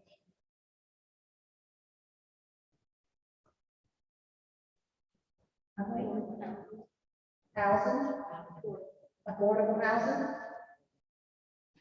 What else? Parks. Housing, parks and recreation, anything else? Disposable income. Huh? Disposable income. Disposable income. Hey, we were looking at that, right? The economists were showing how was Augusta, how are we trending with the state, with the national level. Disposable income. What else?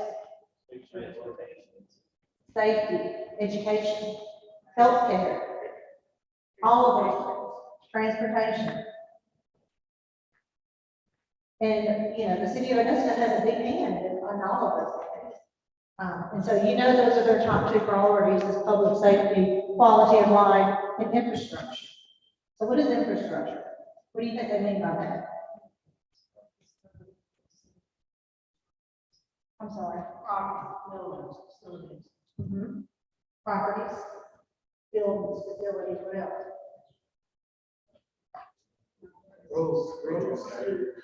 Roads.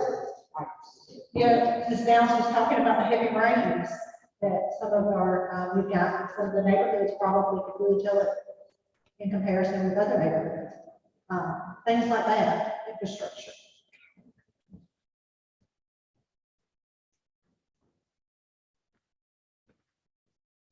Judicial services was right there in economic development.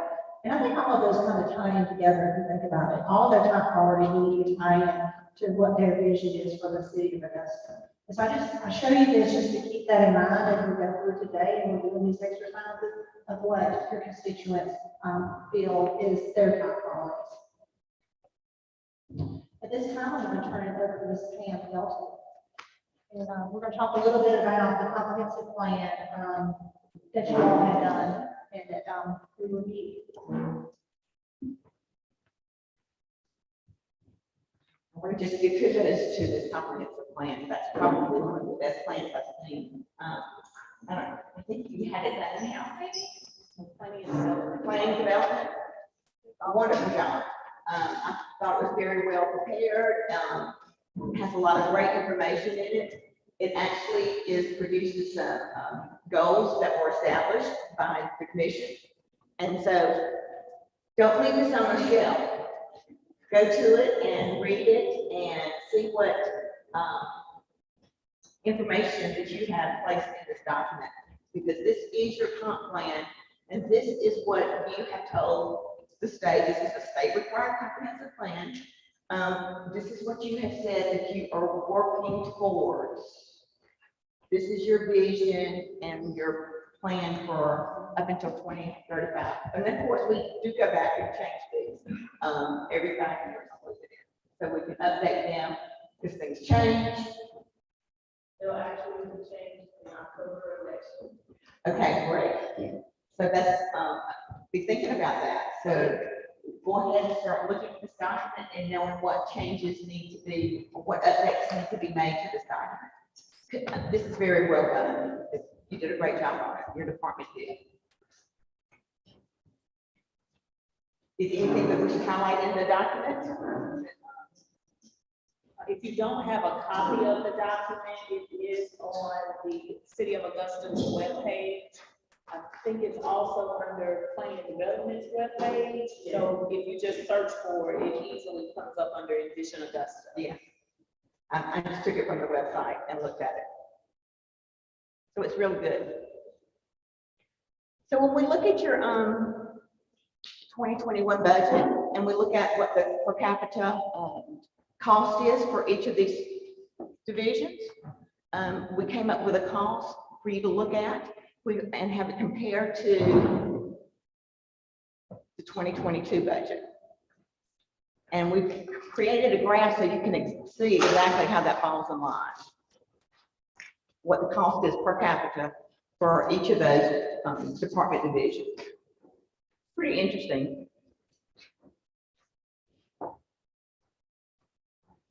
When you look at other consolidated governments, and I pulled one consolidated government from outside of Georgia, but it's amazing how closely related you are to Columbus in terms of most of your areas of revenue, expenses, employees.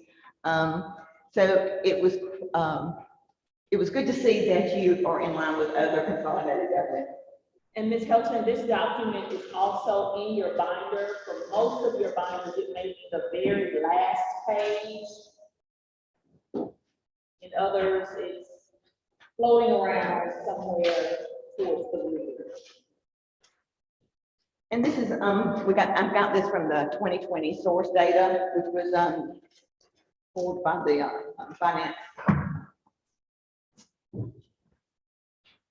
The DCA's report for finances. I pulled the data from there. In fact, your population is really close together too as well. So this is a good tool to look at, give you a snapshot of your other consolidated governments. And I did include Savannah in there as well because of the population, to give you an idea how you compare to those jurisdictions.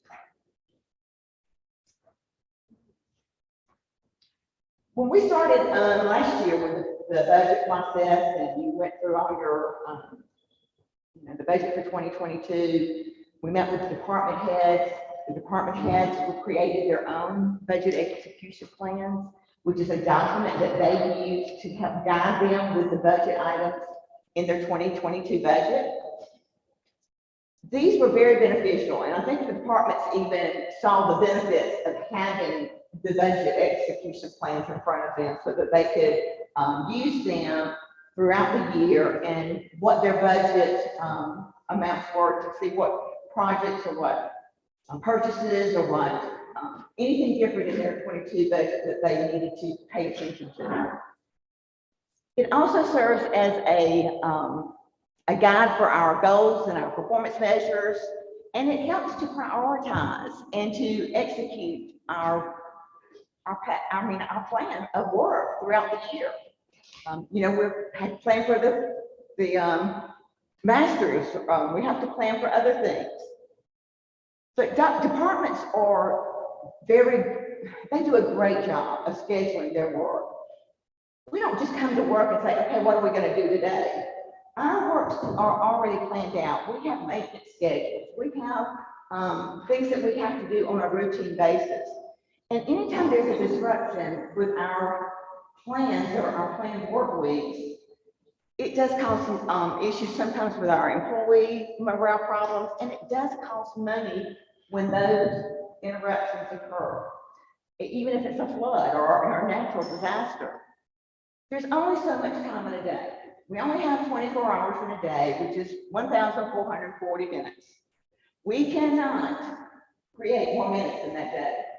So when we plan our days out and our work weeks out, we plan it based on the time that we have. So let's remember that if we have requests from our citizens, ask them to use the 311 system. That way we can document what areas of need are the most that our citizens are complaining about. We can document the progress that we're making on those complaints or those work orders. And that data will help us with information on our next year's budget. So that 311 system is a great system, and I hope everybody will use it when they make requests for the departments, because it can be used in a lot of different data calculation ways to help them.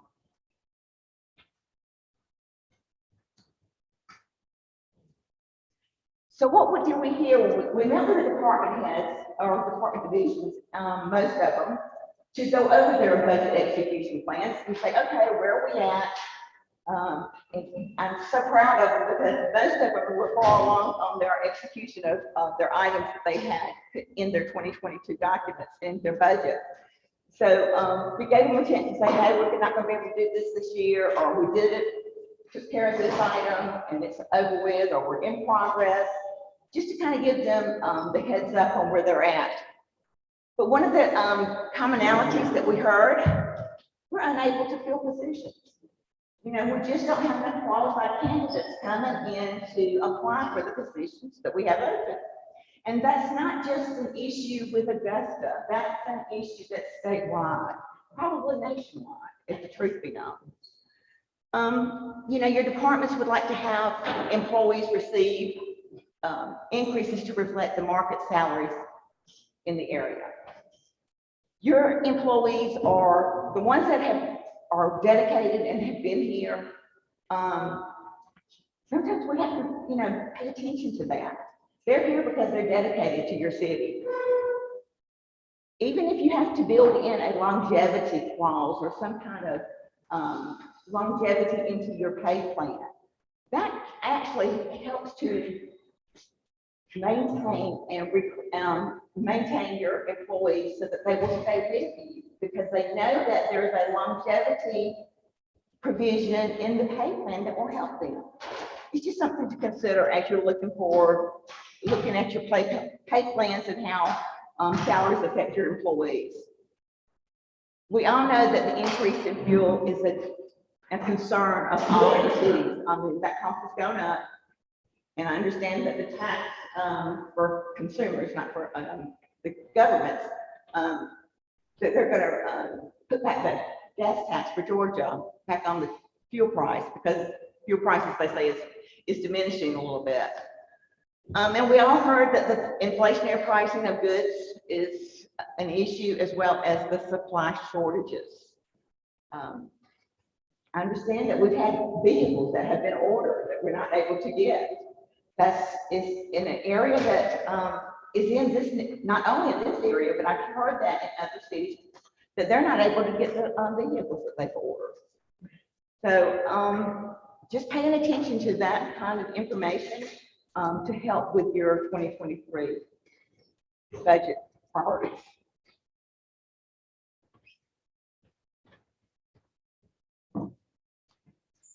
The arrow to the right. Mhm.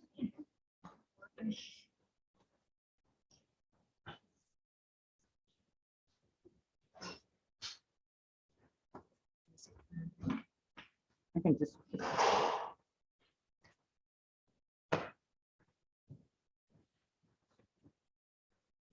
There's a, enable, yeah.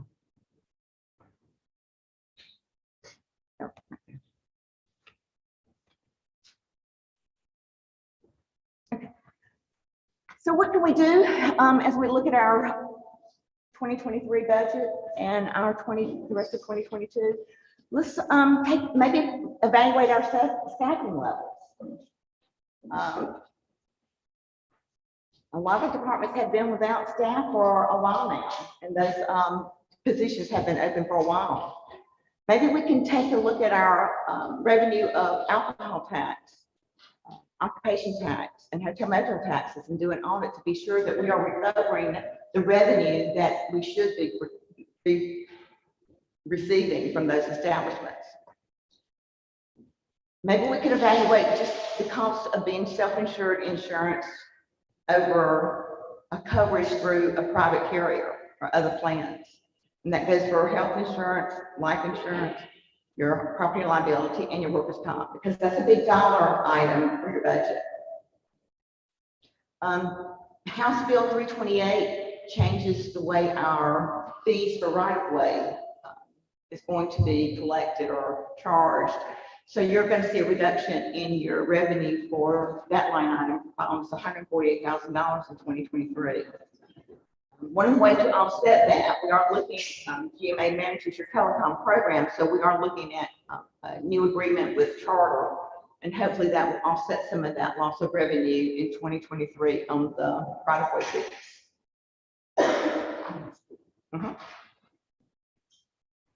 Of course, we say the bill like that. What you can share about right away that citizens of the government lose money about the delivery. What you think our local government push back on that more before those votes are made? Now, we did. We know GMA did. Yeah. And I don't think some people just don't pay attention to legislation like they should. But those legislative fees, the legislation that affects those right-of-way fees, we actually helped work for 2 years before it was enacted. So we did hold off on it to have study committees during the summer with the telecom providers, so we could meet and compromise, so to speak. Yes, my question stems from, because most times we see legislation that are constantly coming out of state houses, they impact local governments mostly in a revenue form fashion, with less revenue coming in. And so, if y'all talk about how can we make the revenue happen?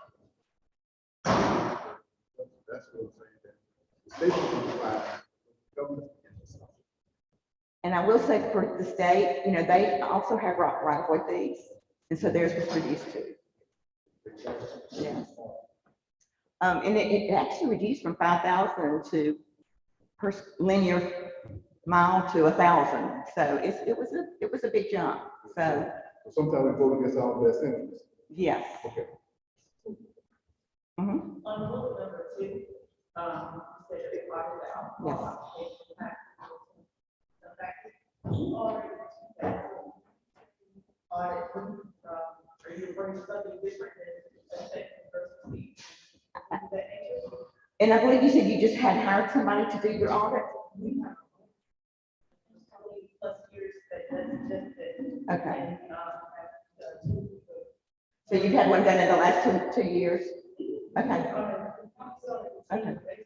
So I'm trying to get a better understanding when you say audit, we're already auditing on a continual basis. So what are you saying, a different type of audit? But just when you take the distributor reports and you take the reports from your establishment, and then you do the per drink, that kind of thing, you know, you audit that way to make sure, and you work with the establishments to make sure that whatever they have on hand equals whatever the report is that they've sent in to the state of what they're actually have. You know, it's just an audit, just the same way with the establishments for the hotels. You have to go to the hotels and make sure whatever they say on their books agrees with whatever they say that they're sending you. And every revenue source could be audited, just franchise fees, not only just the excise taxes on those, but franchise fees could be as well. And since you had a decrease in your franchise fee, that may be an area that you want to look at. I think it was a big decrease. I don't know if you could do that internally as well, by asking for a listing of those properties that they receive their franchise fees from. The franchise fees are only, they're all, I think all of them now are on your consumer bills, consumer pays for them. So it's pretty simple to audit those based on those locations. So it's just, you know, you're wanting to make sure that you get all the revenue you can. And look at every revenue source to see if there's a way that you can capitalize on some of those revenues that maybe you're not. It's hard for governments to survive it, especially with, I mean, the only way you do it in a normal atmosphere is with property taxes, but you've got some provisions in your property tax that kind of hinders you from doing that as well.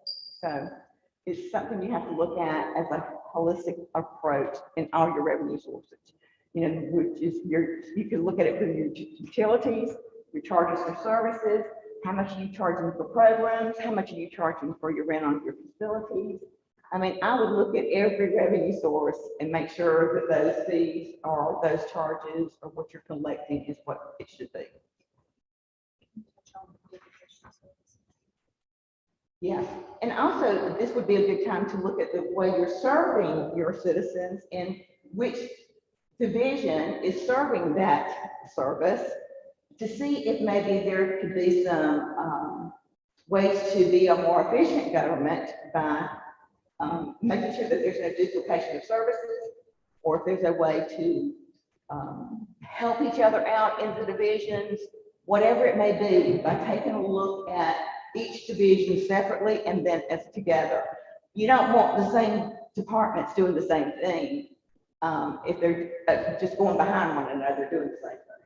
That's for sure. So just kind of looking at each division, exactly what that service provides, how does it produce that service, or how does it maintain that service, and is there a way to be more efficient with those budget dollars so it doesn't cost as much? I mean, you either have to reduce your expenses or raise your revenue. That's the only two ways that you can do it. So taking a look at both of those will allow you to do some things that you need to do.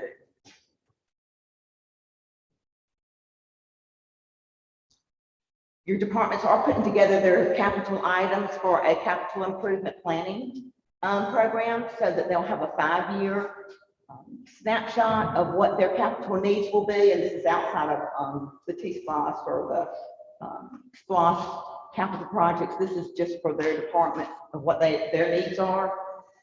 So then you'll have a snapshot and you'll know in what years some of those capital items are budgeted for, so you'll know how to fund them. If everybody asks for all their capital needs in 1 year, then it's not going to get, you're not going to be able to do that. But if you can spread them out over a 5-year period, and then every year you go back to that capital plan and to see what needs to be changed. But it gives you a snapshot of what to look for in the future of the capital needs of that department. You take the requirements and then you take the projects, determine what they'll be and what funding sources are going to fund those, what timelines are you going to use, what year is that project or that expenditure going to be, that capital expense going to be in the budget, and then they're all put in a capital improvement plan document that you have. So they're working on putting that together. This was your strategic priorities, your categories that you talked about in 2022, that you went over earlier. So we're going to look at 2023, and I didn't know if you wanted to make, but Miss, if she wanted to do the budget first, the existing budget.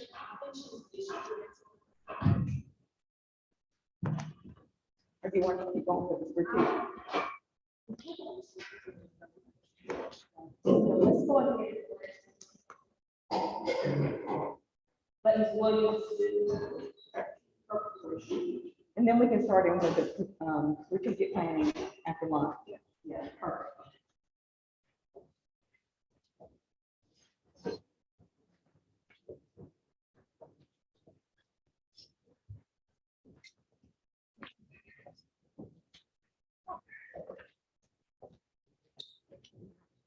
Okay, so I recognize it.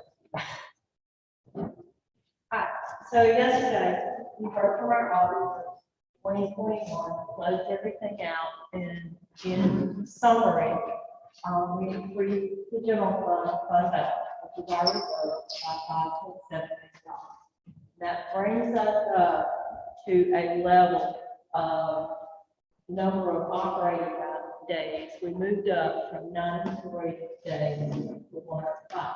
So in very simple terms, we could, for the general fund, not collect solid revenue for a period of 103 days and still have enough to operate. So that is one of the measures to judge the fiscal health of a local government. That's just kind of like your savings account, how many days did you go without a paycheck, or you could get your mortgage. So that's kind of where we are. That is a good place to be. Miller Edwards yesterday was a little less optimistic than I typically am, because that's the highest number we've ever been. So he said, you know, it was nothing to get really excited about, but I got excited. Okay, so, and fire protection increased their fund balance by approximately $950,000. Water and sewer had another good year. Garbage services, anytime garbage services break even or go ahead, that's a good spot to be. And we did that in 2021. Augusta Regional Airport had a good year. A lot of their money was coming in from the federal government, so it kind of has some peaks and troughs. 2021 was a peak for them. Stormwater utilities, another $2 million, but anything that stormwater generates goes into their reserves. And usually they're ups and downs depending on the timing of getting their projects done. Sometimes there's a project in the pipeline for 1 year that doesn't get completed that year. So you have an excess amount of funds for that year, and they're going to get it. So it's just a process that we go through that is rather sticky. The American Rescue Plan, Augusta was awarded a little over $82 million. It came in two halves that they have a name for called tranches. So we got the first tranche, $41 million in 2021. We received the second tranche, so we have the funds on hand. The plan that was adopted in 2021 obligated all but $11 million of the entire allocation. Currently, as we stand, the unallocated balance is right at about $8.5 billion. That is a plan in your book, but it's been updated by a couple of commission actions in May and June that Diamond Lake Soaring Tower, 150 for Long Academy, the $500,000 for the Black Chamber of Commerce. Those actions, each one of those actions has been reported and added to the plan that you guys adopted back in November. So the digest also grew. We typically are rather conservative with our projections. So as we'll discuss a little bit later, the digest grew more than we expected, which is always a good thing for the government and the taxpayers. So now we're going to move on into 2022. We adopted our budget in November 2021, and it became effective the very first day of the year. For the first time, our budget exceeded $1 billion. Couple reasons for that: the influx of funds from ARP, those are all budgeted, plus any year that you start a new phase of your SWAP collection, you've got all your prior years still budgeted for projects that have not yet been completed, and then you budget for the first year of collections and projects or the new phase. So you've got a little bit of overlap here, and that causes the budget itself to kind of shoot up a little bit, especially. So all those factors combined, we added another zero, another zero to our total amount. So these are my standard pie charts that show you where the money comes from, what kinds of revenues we get. Our taxes are a little, in the general fund, a little over $126 million. I'll dive into that a little bit on the next slide. And then we have licenses and permits, your intergovernmental, the charges and services, judicial revenue, which comes from fines and forfeitures. You add all that up for the general fund, and that is almost $180 million. So going to the taxes and slicing it down just a little bit further. Out of that $126 million, $60 million of that typically comes from your ad valorem tax. The next biggest portion of that comes from your local option sales tax, which is almost another 38. Our sales tax collections are healthy at first. Some more information here in just a minute. So on the other side, you got money coming in, you got money going out. The neat thing about that is that your budget always balances. So when you got revenue of $180 million, you've got expenses on the board for $180 million. Plan expense. So where does your budget go by function? General government, and that's your administration, your tax commissioner, tax assessor, your finance department, your HR, and procurement. Those administrative type departments. Judicial, public safety, which of course is the largest category of expenditures in the general. Sheriff, followed by market. You've got culture and recreation, and a small part is categorized as housing and development. Now, most of what you guys would normally consider housing and development, which is under Mr. Welcher's control, is not in the general fund. It is in a fund right by itself because we have to track those federal ones that come in. So that's not all of Mr. Welcher's operation here up here. It's just a little bitty part that's in the general fund that really isn't under his control. So if you slice it a different way, it's always interesting to know what types of expenses you got. Well, how does the government provide all these services? Well, it provides them by having people to do that. We are a service-related entity, so it should not be surprising that the biggest portion of our operating expenditures goes to pay the people that do the work. So out of $157 million of what we call operating expenditures, a little over $100 million of that goes to pay the people that do their work. And the associated fringe benefit costs the government's part of health insurance for our employees. Who else people report to? This to me is always a very interesting slide. Well, out of that $180 million worth of expenditures, you guys and the administrator control $68 million of that. As a government, you have a lot of elected officials. Those elected officials have departments with budgets, expenditures related to their people and what they do as an elected official. Those elected officials control over $100 million out of that 100 million.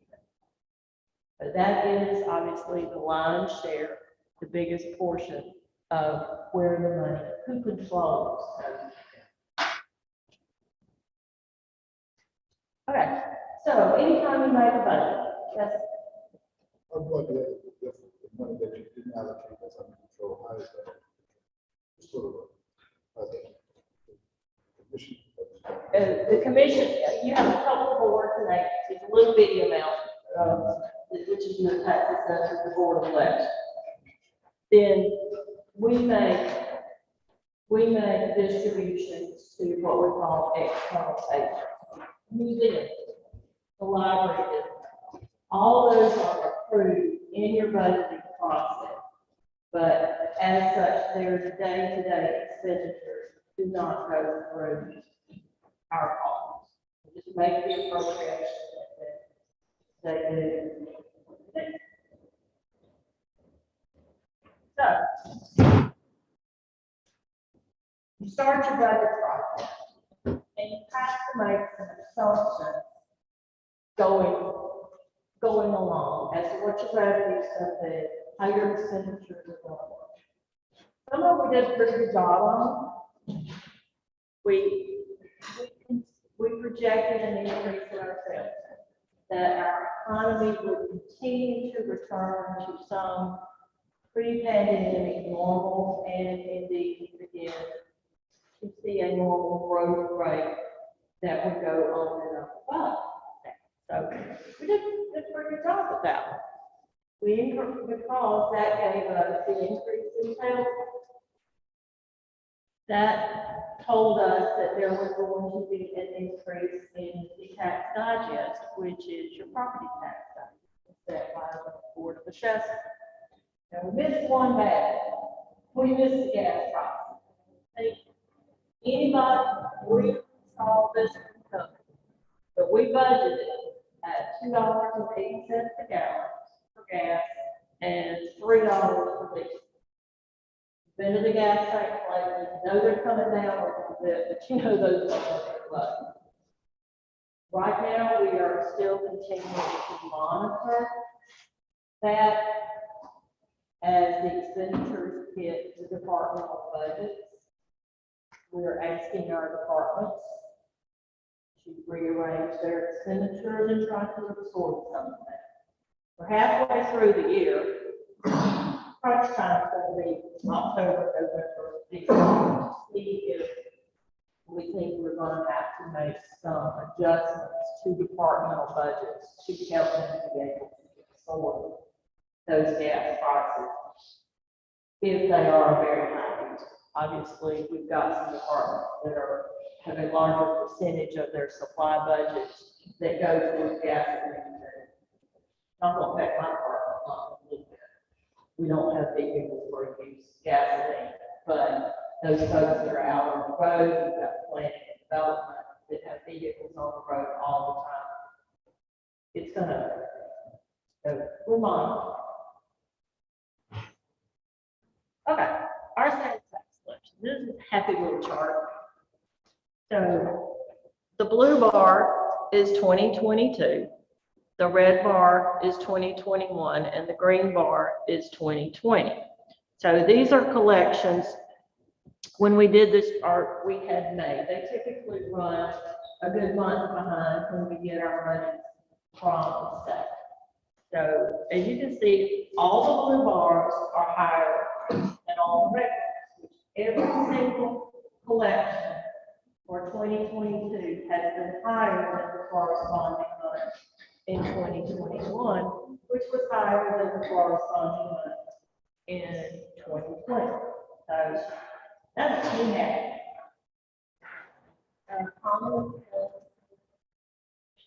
It might slow. How it probably will slow. The question is, does Augusta slow as fast as everybody else? Typically, we have not.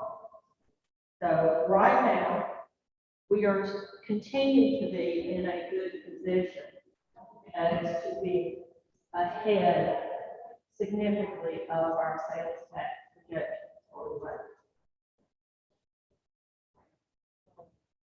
So the next driving factor of our revenue collection is pertaining to the tax, which comes from the tax assessment. So we projected 3% growth. We're being very concerned. The digest grew over 50. We will be having these conversations on the budget.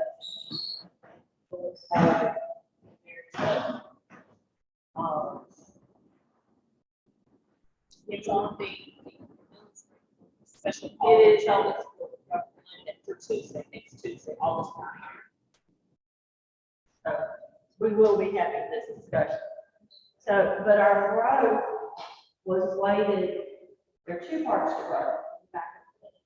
So you get net growth from new things being added to the values. New buildings get added, new neighborhoods with residential homes, new industry. That is actual growth. Then there is a part of the digest that is increasing due to reassessment. Now, that's not just the tax assessor walking around town and deciding that they need to jack up prices on homes. That's not how that happens. There are a whole bunch of state guidelines, and you have to be in compliance with them. You have to be within a certain range of where the state says that the entire property value should be state. So, you know, it's not a subjective process. But anytime that the majority of the growth comes from reassessment, there's some more provisions and once again, more state guidelines that kick in that says you have to do a rollback now. We'll go much further in details than that next week. Those of you who have sat on this commission before, you've heard those terms before, which means that you have to recompute your millage rate that will be considered to keep you at status quo. That's the step. So we're going to talk about that one next week. Okay. Discussion yesterday, I told you that I would be presenting some information related to where we are at June 30th of this year, what our revenues, what our expenditures look like. So got a couple of columns on here, what our budget, our total revenue budget. Now this is operating revenue. This does not count what we call transfers in and transfers out, which is money that have to go back and forth between the other funds that we have. So June 30th is always a good time to look at it because the math is pretty easy. You should have spent or got half of your budget on it. That's the column that says prorated budget. So that's half of the 158. So if everything came in normally, month by month by month, if you got 1/12 of your revenue, you spent 1/12 of your money every single month, you would be at 50% at June the 30th. So if we had collected 50% of our revenue, we would have had $79 million. Well, right now, we've got $56.8 million. So if you're looking at this chart, we're only at 35% of our revenue. And I'll tell you why again in just a minute. So, but that's where we are with just using simple math. Same thing with our expenditures. You would expect that far right-hand column, if we spent everything evenly, you'd be at 50%. So finance directors get really happy when you spend less than you think you're going to spend. It just kind of makes our day. So we're at 43% on our expenditures. That's good. The fact that we're at 30-something% on our revenues, you would think would not be. But when you add those together and you show our position at June the 30th. There's a $13 million number on it. But unfortunately, that $13 million has a little parentheses around it, which means that it's definite. So at June 30th, if everything stopped right now, Augusta would be, for the general fund, $13 million in the hole. Now, you notice I'm talking pretty calmly. And that tells you that that's not a big surprise. That is completely normal for June the 30th. Otherwise, it'd be the little minion commercial up here, you know, when they come up from the ship, sounding all sorts of alarms. But not, because I don't expect it to be different. Because most of our revenue, 48% of our revenue, doesn't come in until after the tax bills go out. So if everything moves along like it's supposed to, the tax bills go out, the ad valorem taxes come in, we're gonna be good with revenue. Our total sales taxes are running ahead. We look here, right now. We look at the expenditure. Even with the gas prices where they are, our expenditures right now are at 43%. And they'll probably pick up a little bit going forward. But we're 7% below our target at the present time. So other than the fuel prices that we're watching, none of our major areas are experiencing any budget shortfall, which is like I said, I'm not counting anymore. I'm comfortable with where we are right now. Okay.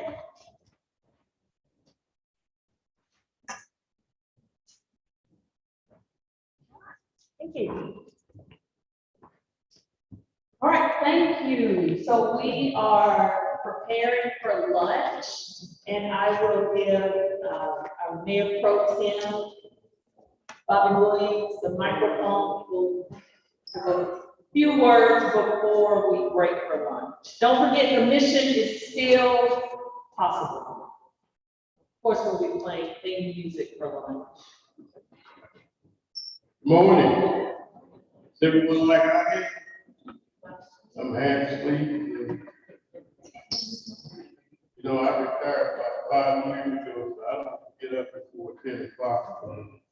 We're only about an hour or so old when I usually get up in the morning.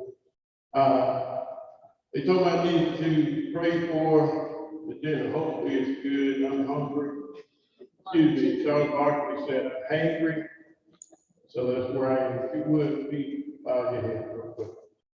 The Lord, as always, we come to you asking for your blessings, mercy, and grace every day. We thank you for all that you do for us each and every day. Most of all, we ask you for the blessings for the food for which we're about to receive. In your name we pray. Amen. Hold on 1 second. We have a celebrity with us this morning. The mayor, I don't know where he went. He walked out somewhere. They texted me and told me I need to introduce this person. So our mayor-elect, Mr. Garnett Johnson, come on, you got 30 seconds.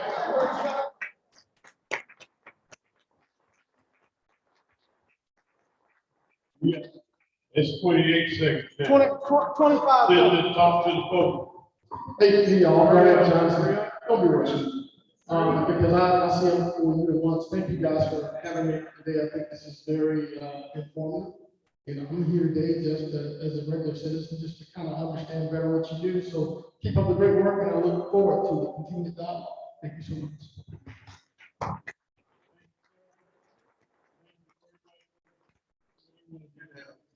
The restrooms again are through the wide opening, and you just matriculate through To the food, how much time do we have for lunch?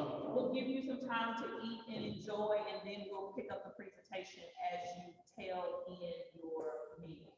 So you'll eat a little bit and then we'll start to pick back up to work. Okay, so whatever tails end to your meal or eating, or whatever needs, that's what we'll do. Thank you. Thank you. Thank you. Thank you.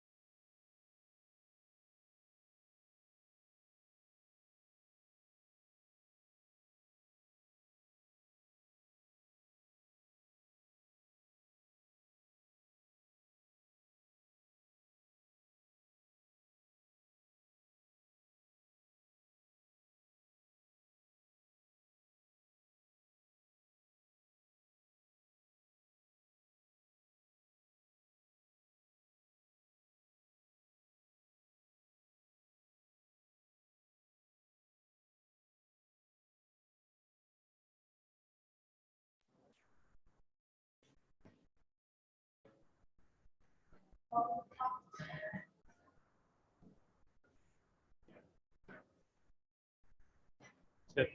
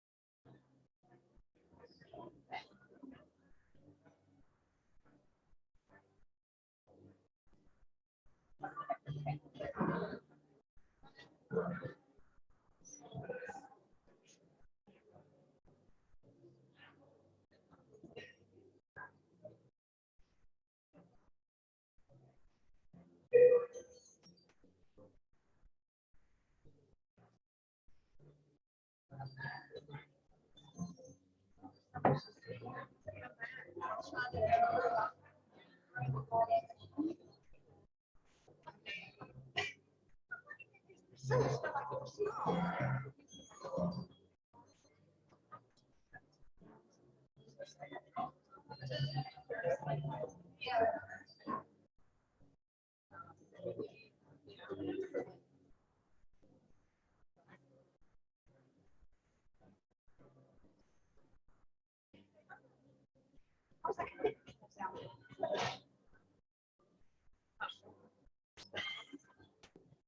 everyone, I hope you all enjoyed your lunch.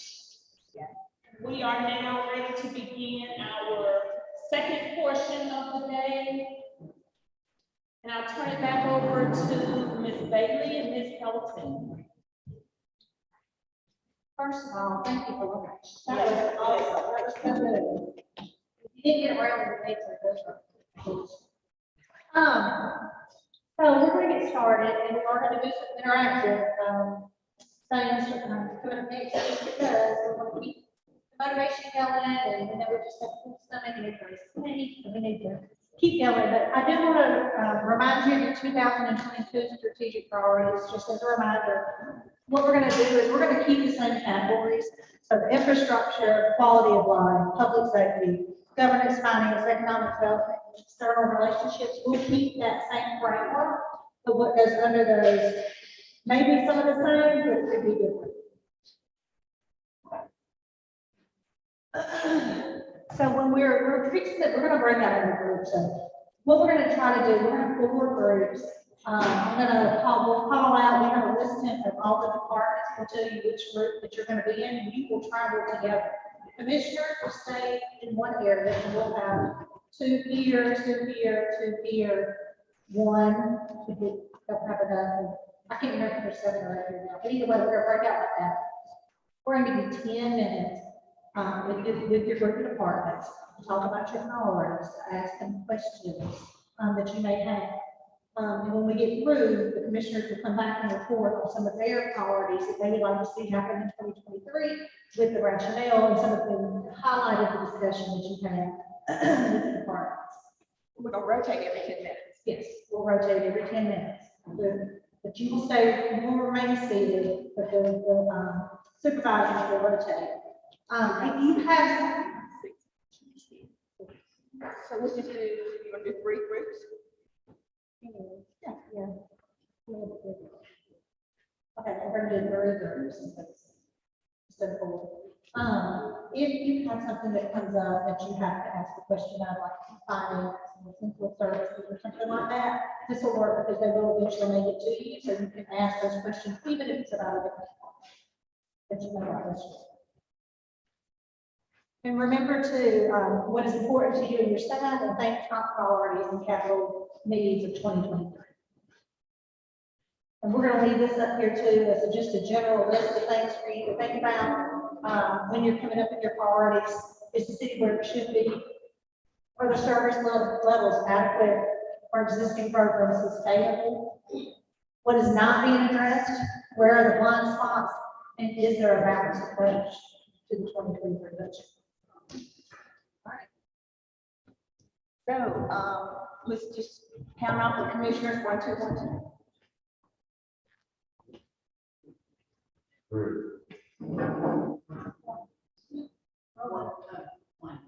3.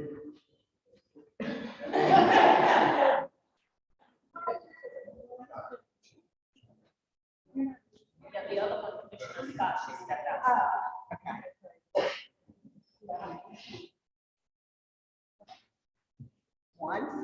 One for here, 2 to here, 3 to right here. Yes. 4 departments meet with each of you, I mean, with your group, so that you can ask questions and talk about some of the things that you would like to see in the 23 budget. So you can have a good idea about that particular division. They'll be available to answer your questions and help you any way that they can to meet your goal, whatever your priorities are for 23. Okay? You can bring your chairs around the front. Yes. Some of y'all sit in the front, so it's not just- The group 1 will go with group 1, finance, HR, environmental services, and RCCI.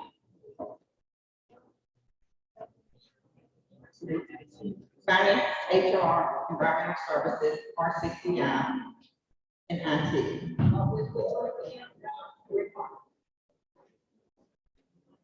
Group 2, E911, transit, planning development, and central services.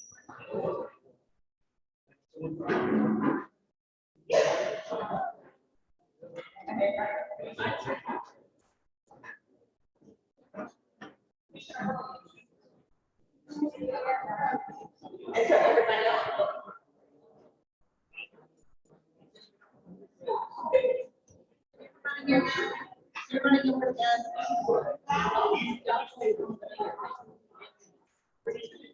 For the two,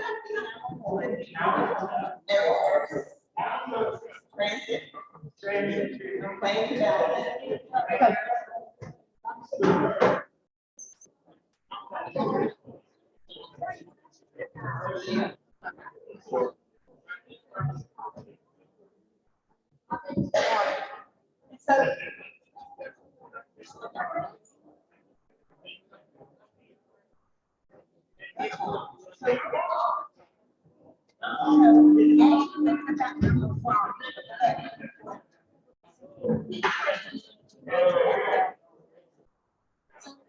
just to explain it one more time.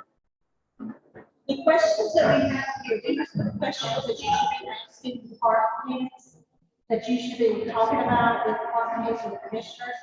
You have a pad, everybody has a pad that you can write out what those priorities are. And then you will report back, commissioners will report back to us. Those are your questions that you need to consider and just having a conversation with your department heads on what their needs are for 2023.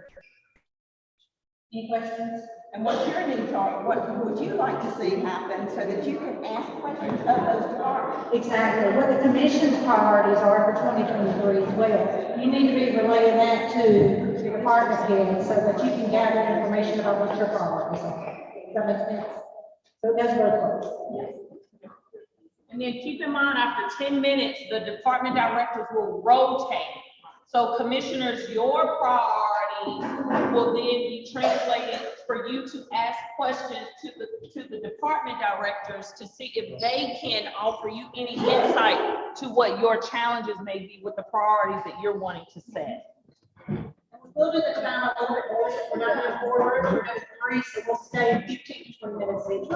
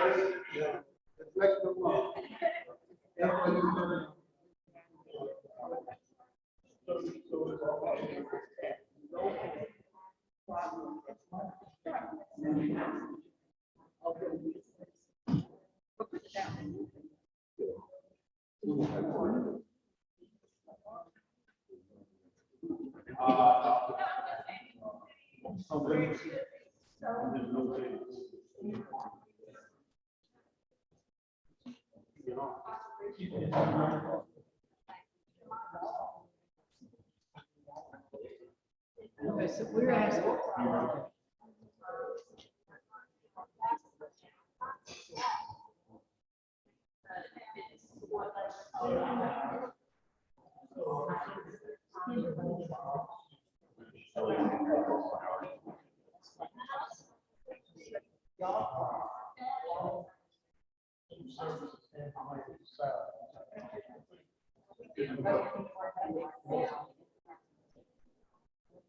Interesting.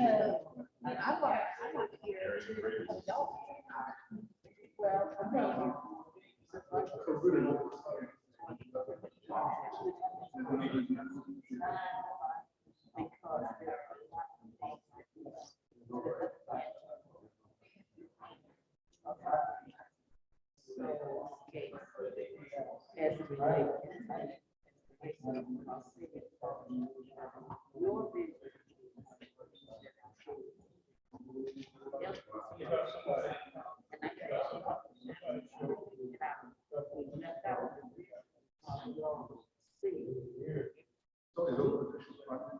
But they're funding another.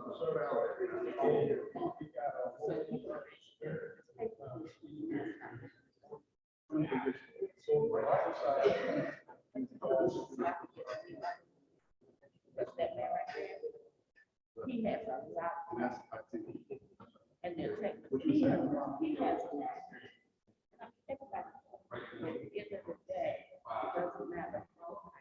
Sit like a phone, we think people are not there. Now, people are not necessarily. It used to be talking about diversity of knowledge. Because it does other governments, there's always a special item. They have to help the process. So I definitely. I'm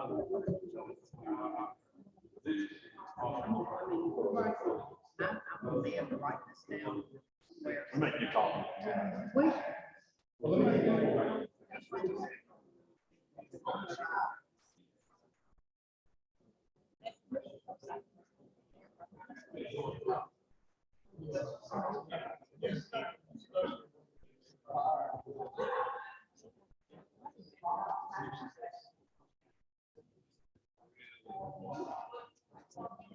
That would be your.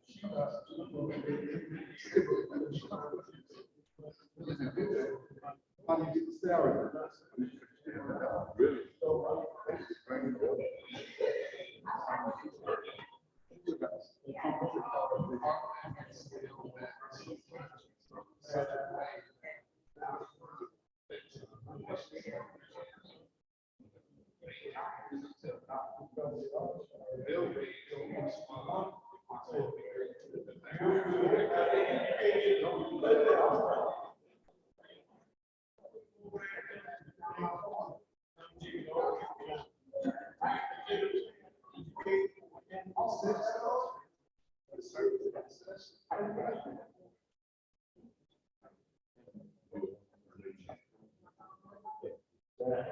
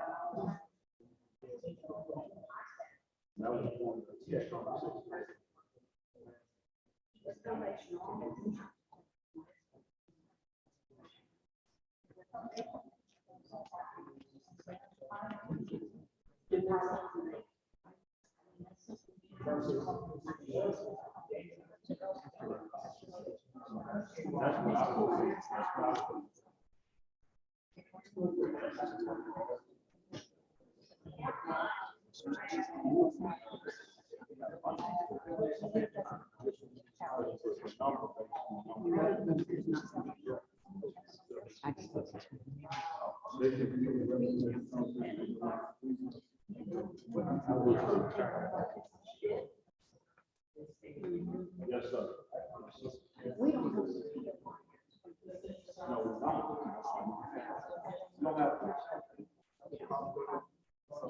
I did already set the bar.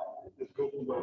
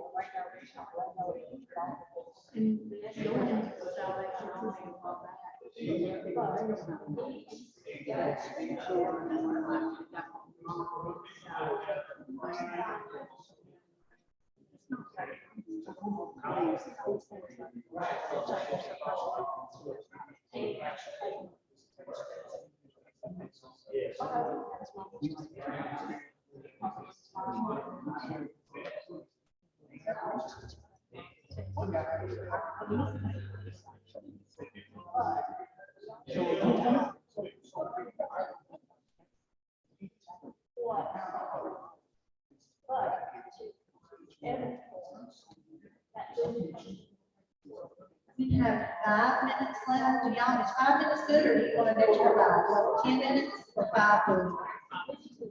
5's good? She's saying 10 minutes. Okay.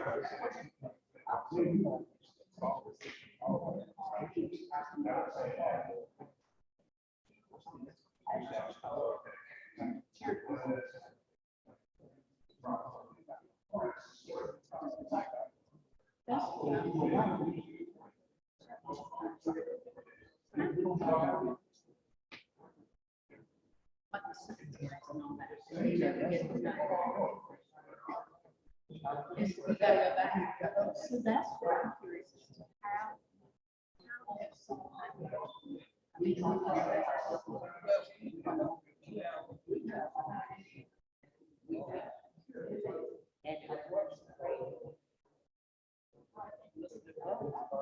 And we got that.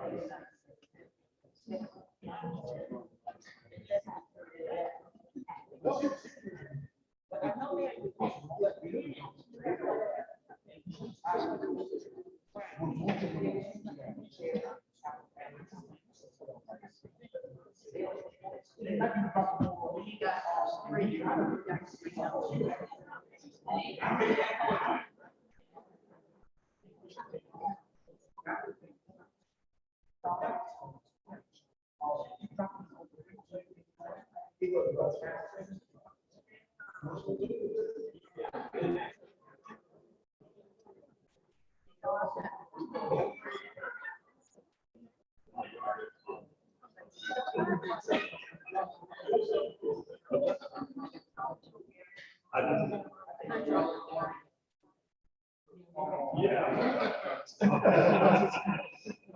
I can do it. I still want to be commissioned for my house for facilities. I know that that was done a couple of years ago. I think we're dealing with like a FERC license coming up, so that's where that canal infrastructure. I draw a mile of the canal. It affects where to the downtown. We got 50 placements. We're right now coordinating that are required. And so I need the commission to understand that. There's different level of regulation in the city. Y'all need to be aware of that. All right, we're ready to switch. All right, time's up. If you would rotate to your left.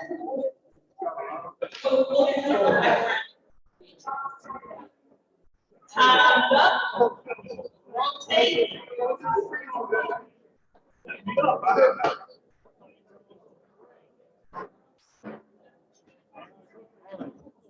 Rotate.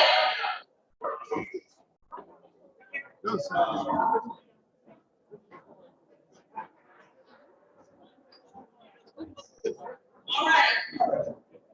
Commissioners, I want to remind you that your task during this exercise is to help with developing your priorities.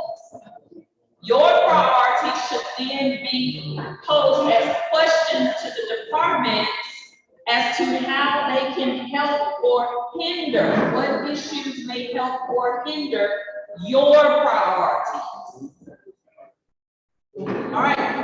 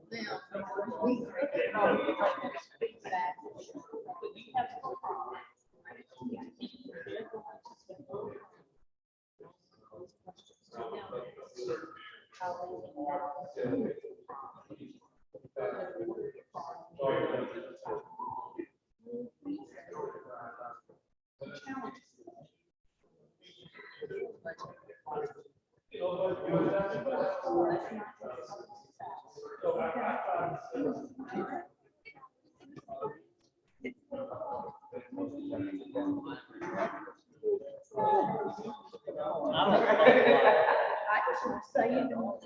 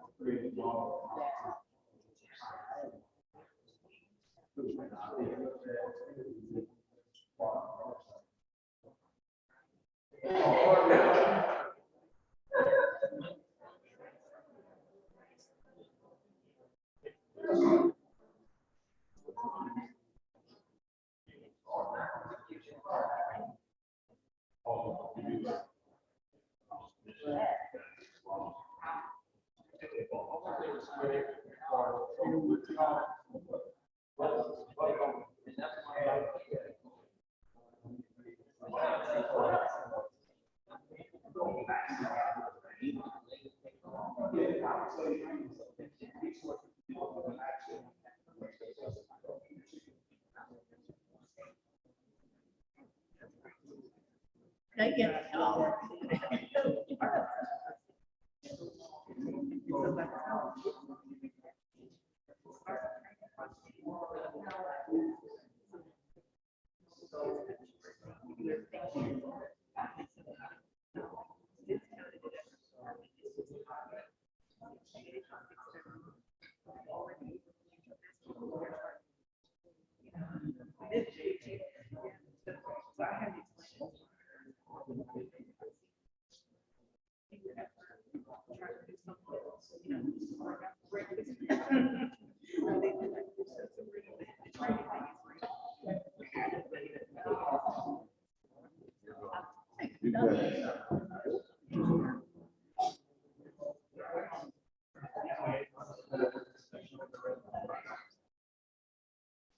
We're playing catch up all the time as well. A lot of it is all the job, a few months.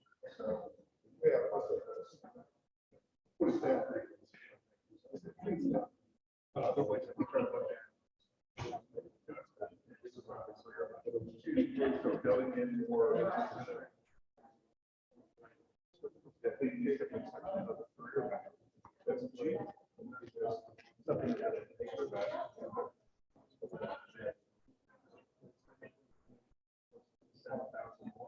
You know, it's a challenge, but just industry wide involved.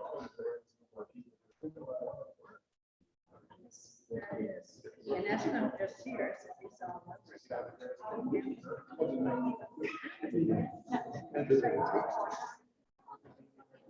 saw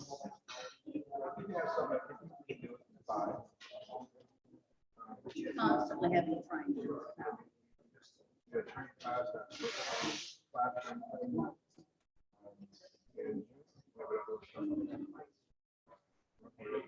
How much do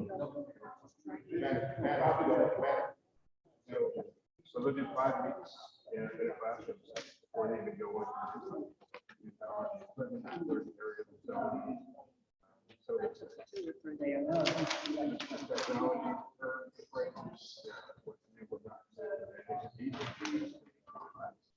before they get exposed, actually.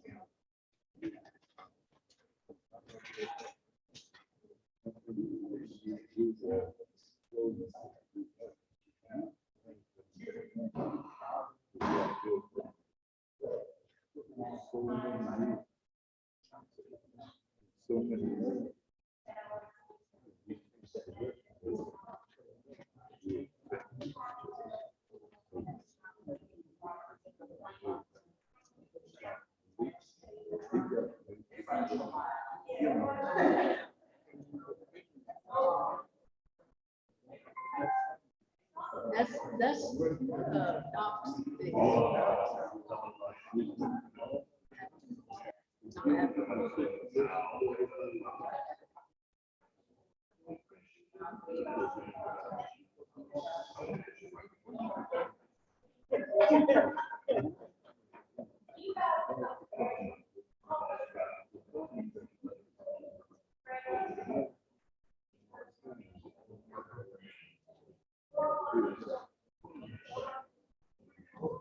opposite.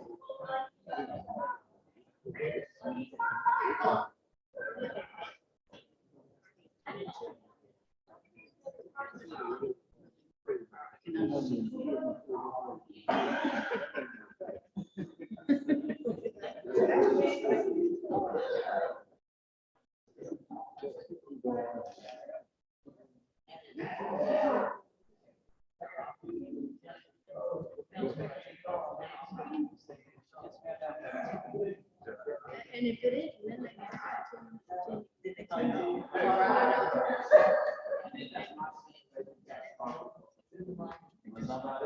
right.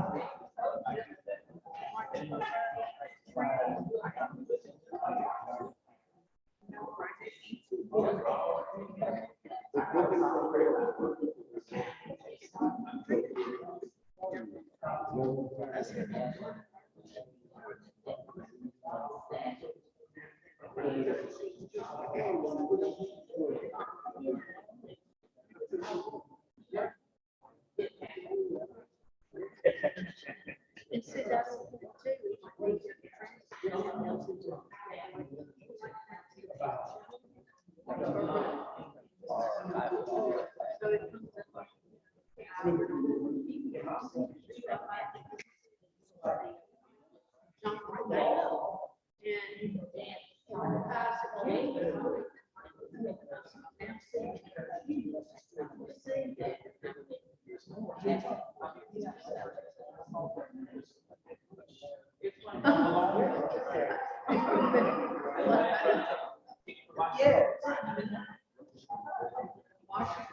Yeah, but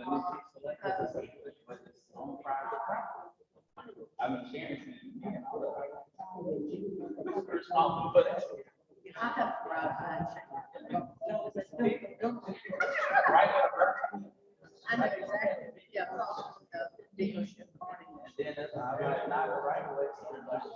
And so the state route.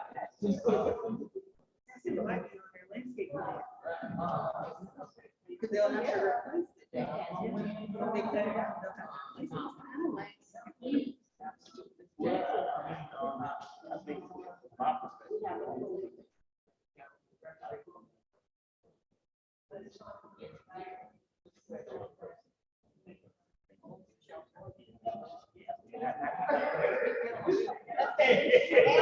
All right, so put a shelter out there.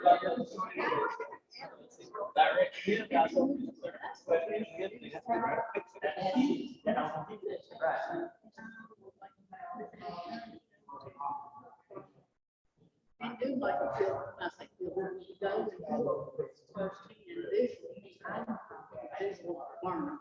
So it could be. To go out. Okay, we're at our 5 minute mark. 5 minutes left.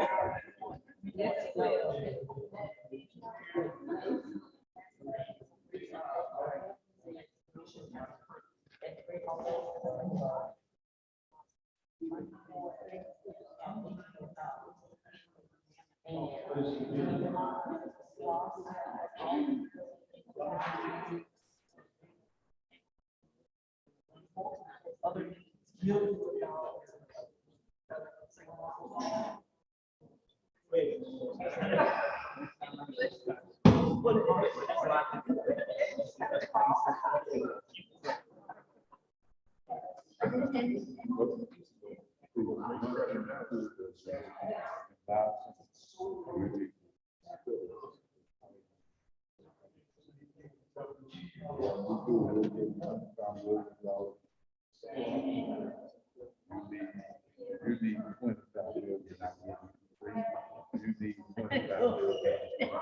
just said that.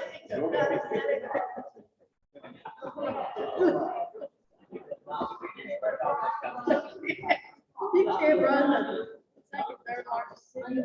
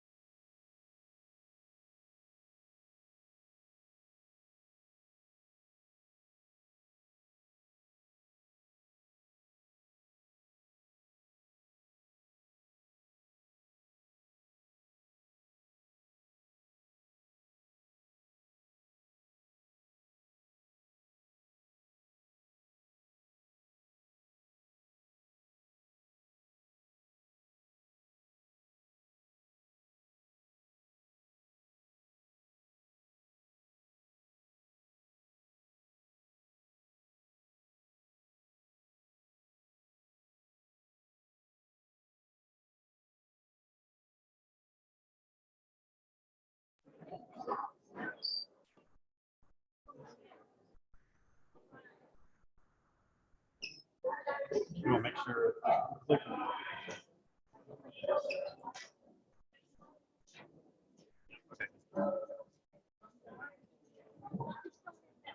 Okay,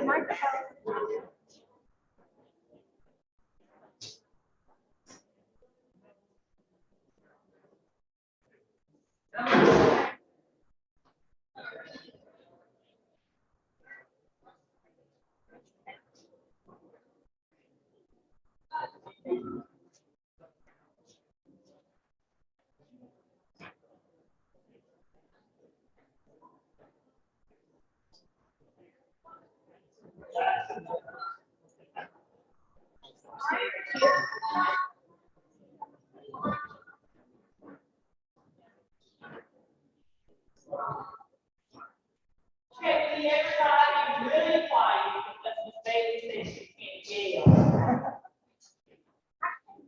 Yes. Now, you're not. Everybody can make their way back to their seats. We get started back.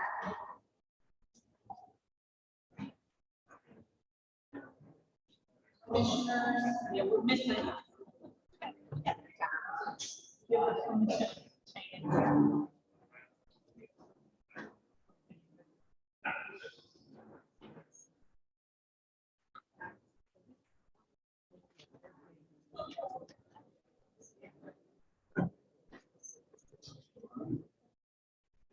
All right. We're going to give the commissioners an opportunity to come up and talk a little bit about what was discussed in the group. What we want to know is what was your biggest takeaway in the comment? Thank you, go ahead now. What was your biggest takeaway? And then what were some of your top priorities? And maybe a priority that you didn't have on your radar, that is on your radar now after having this discussion. So. Get the microphone. I'm making it better.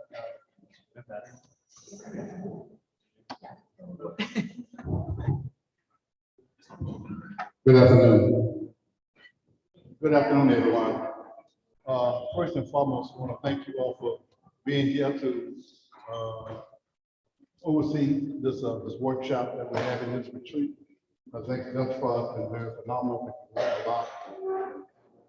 Sounding a couple of department here was very, very impressive in a lot of ways. And strictly, especially since the conversation from the comments from yesterday. It just makes it,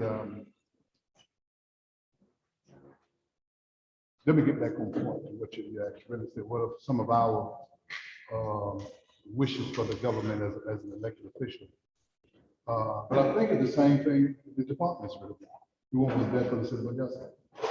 We all want the same thing.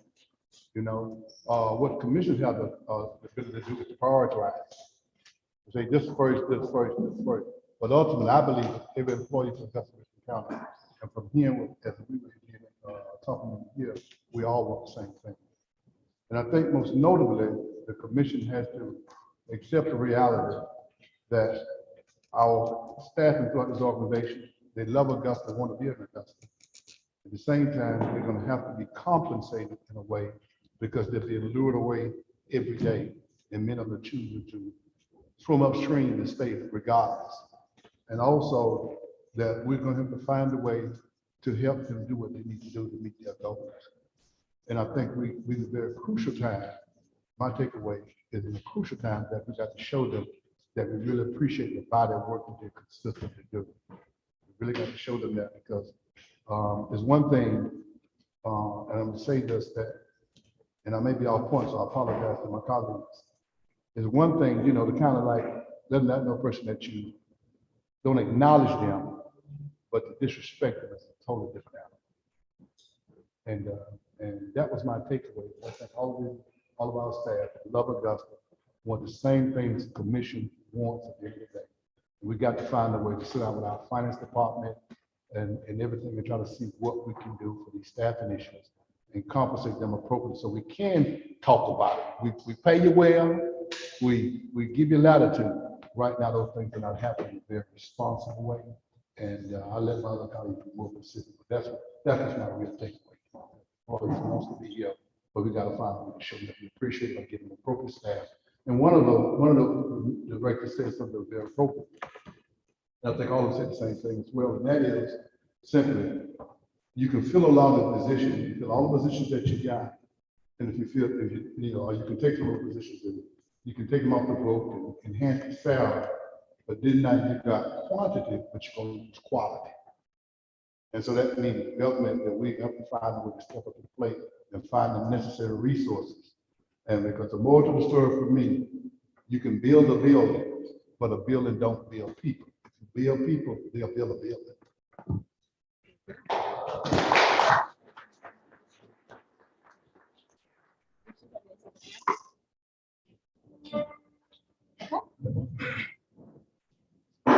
I won't go back into the salary conversation because I think generally what we heard of each group was that there's a need for, like what Commissioner Sutton said, compensation across the board. But from a priority perspective, I know we have all set a priority to want to see services delivered, quality time. We want to see quality services. Of course, that goes back to the whole conversation issue. But from our group, Mayor Pro Tem Williams and I, we were able to speak to some directors, and we talked about making sure that the commission fully funds the Black program, the Black remediation program, and make sure that we're developing a block by block, neighborhood by neighborhood type of approach for clearing blight in the communities.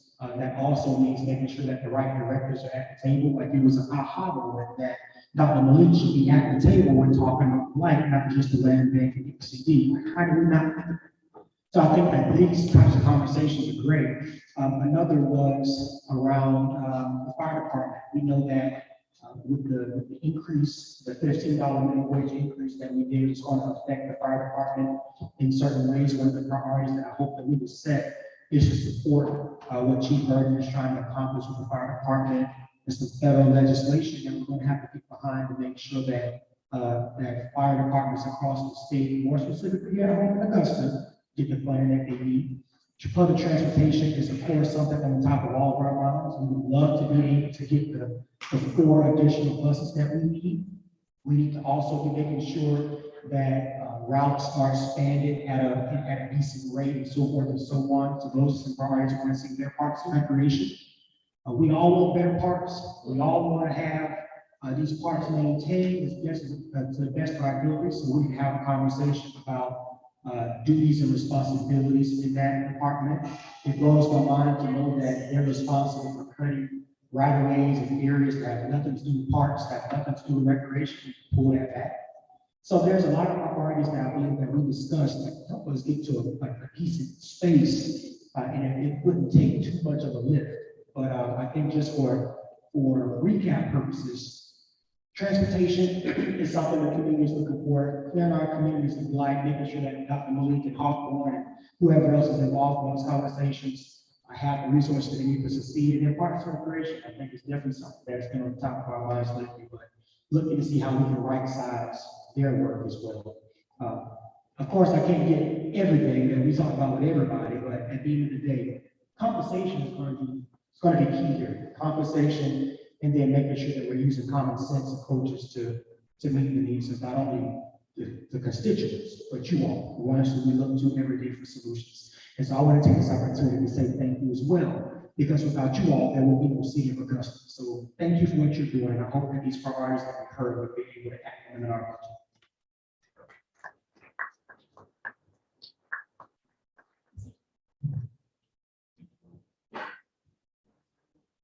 Good afternoon. I just want to say thank you to our directors for the outstanding job that you all do, and I would put you up against any city, state, your colleagues. You all are doing a very, very good job. And Director Maurice McDowell said, resources match expectation. How profound that is. We need to make sure resources is matching the expectation of our directors. Thank you.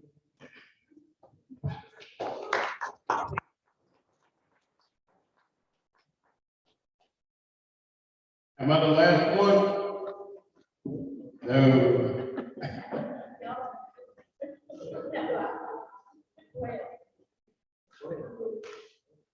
Well, they pretty much said everything that needs to be said. I think all of our conversations with all three groups, everybody wanted to talk about salary.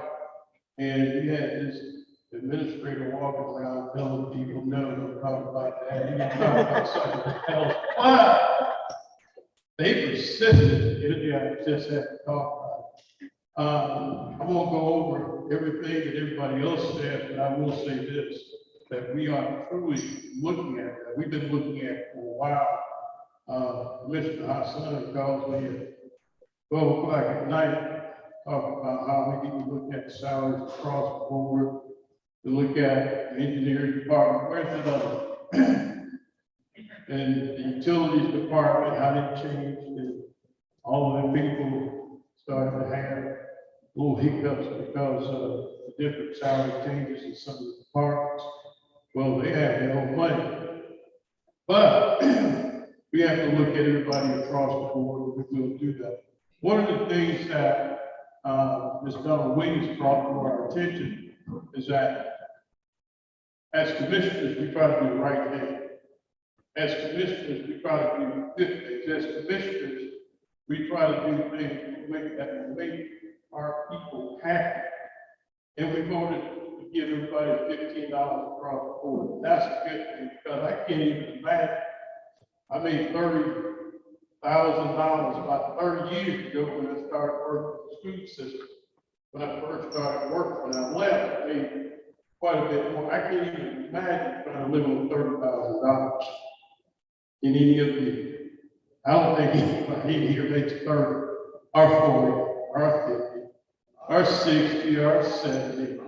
All you guys are in the 100s and up. So while you're looking around, I know y'all make 100 plus over in the legal department, but you need to talk to our son about that.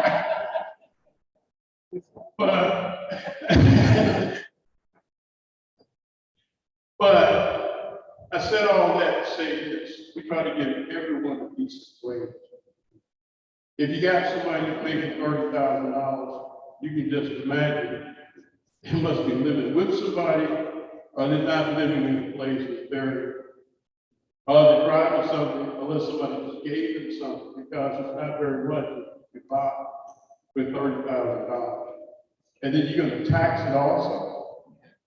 So, small for people having a wage that's decent. At the same time, we only have so much money and only so many decisions that we can make to make people happy. Donna Williams brought up the $15 in the fire department. 2 years from now, 3 years from now, she's saying that $15 an hour, we're going to have to support the taxes and so forth. And if we don't, then we're going to be looking for a lot of money. We're going to be in trouble. And we're giving raises, money, some of it supported, some of it unsupported.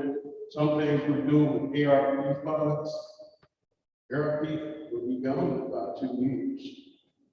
Unless we have some other windfall money from the government, we're going to have problems. So we'll be making some decisions to try to shorten the government, try to shorten salaries, and try to do a much better job at making sure that we make our people happy. Well, it just goes to say, everybody's not going to be happy. You may even have the directors making 130, 150, 160, 190, and still not be happy. All I can say is, we want you to be around, but you may have to leave. So we'll see. Thank you, Commissioner. All right. Commissioner Lewis.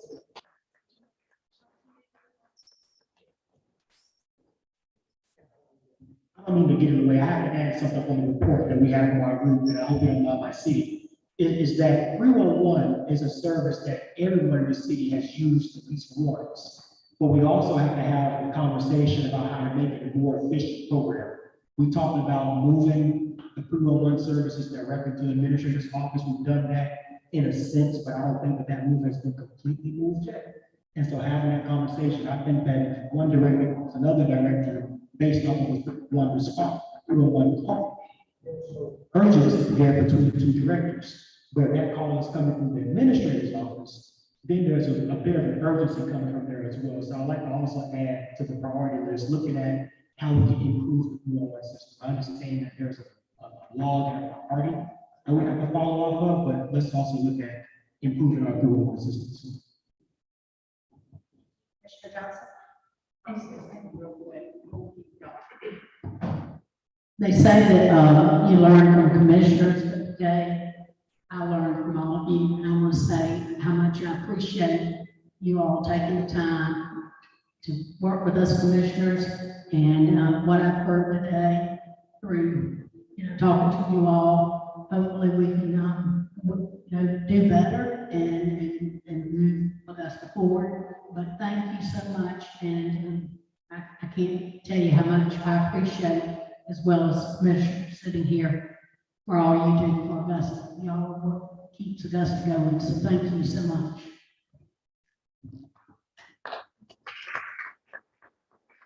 I just want to, my colleague just mentioned about one. I think the previous administrator had put together, it's probably one of those packages that he had, and I think he had set the money aside, and he kind of put decided to try to consider for us to put those 311s together. I think that I'll still look at that in some form of fashion, just some cross training and get that done. And that will be about 24 hours through one set.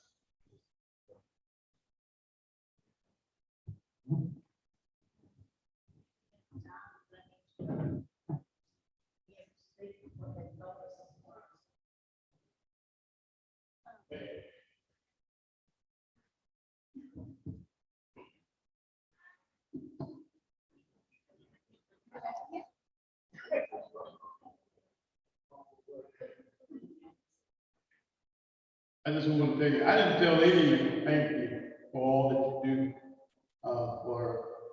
Sometimes they call Dr. Lee, Mr. Bynes, Ward, and other folks, and Mr. McDowell, teaching the daughter about the people crying in the sun because they don't have a cover that she's been getting for about a year or so now. Mr. Ron Lampkin back there about Brigham not being built yet. This human resources, some of the things that she goes through, and Mr. HCD back there, call what's your name? Miss Dowles, time to time, Jackson, Miss Jackson. I just want to say thank you. Usually when I call people and ask people to do something, though they respond, and sometimes like Mr. Lambert, sometimes we just can't do it. So get it done because we just can't do it. But otherwise, people, usually respond and do a good job. So we appreciate you for all that you do each and every day, and not just services not to the commissioners, but to the community here in Augusta, Georgia. So thank you so much. We appreciate it.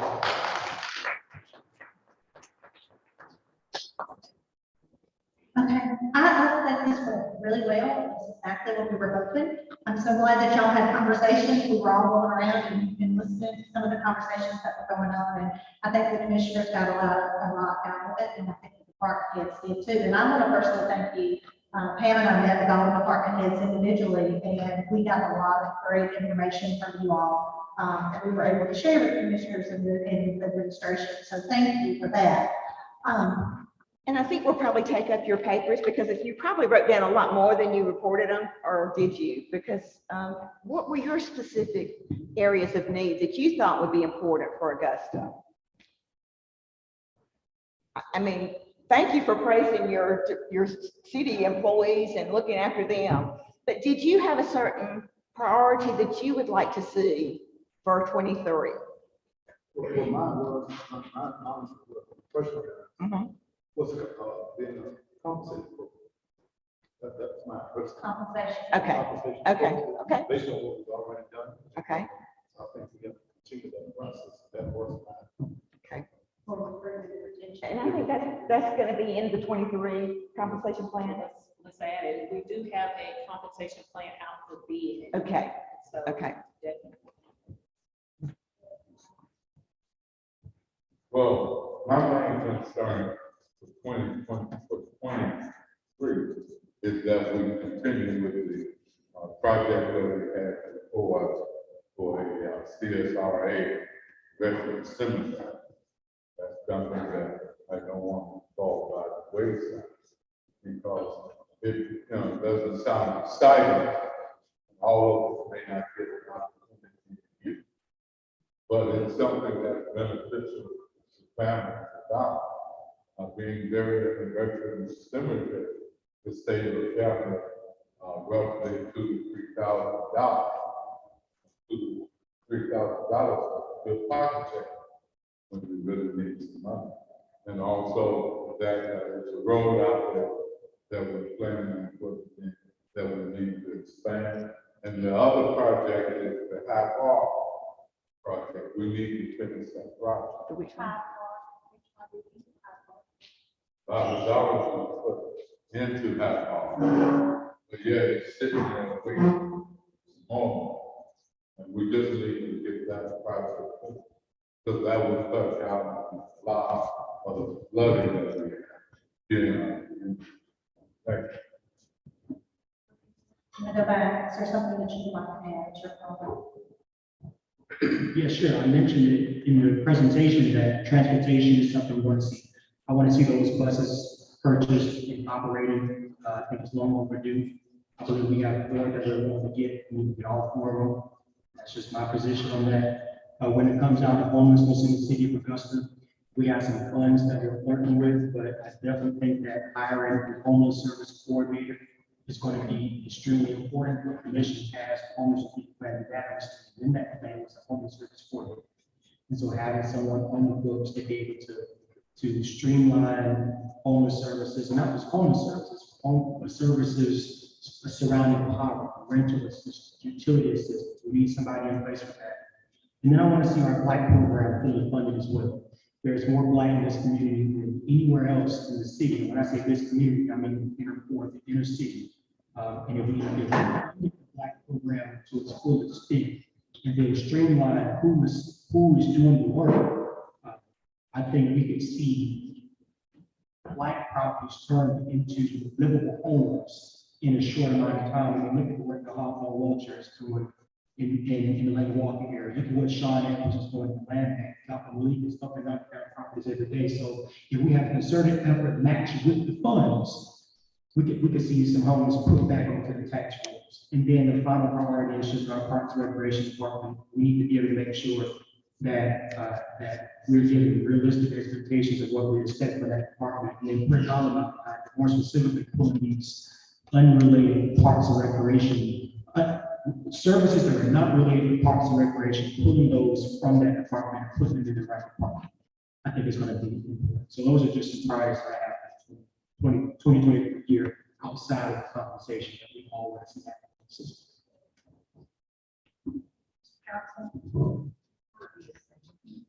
Okay.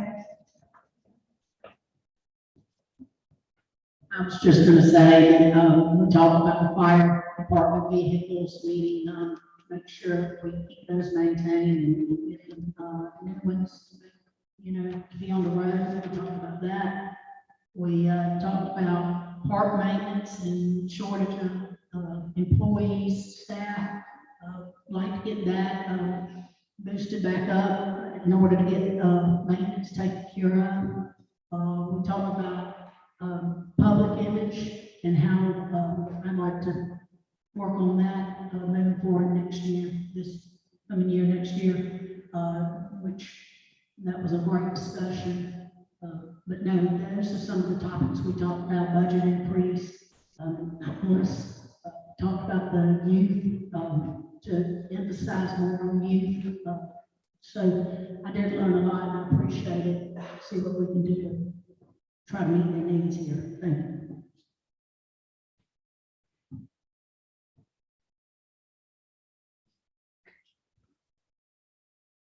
All right.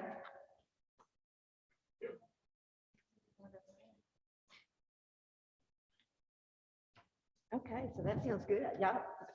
Do you think those are doable? Yeah, that's at least to have a starting point. Does anybody else have any comments? Department? Yeah. Come on up.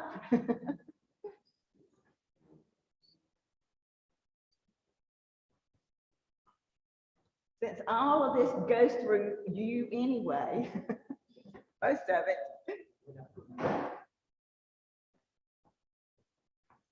Walking up here, I'm sure I gave the administrator.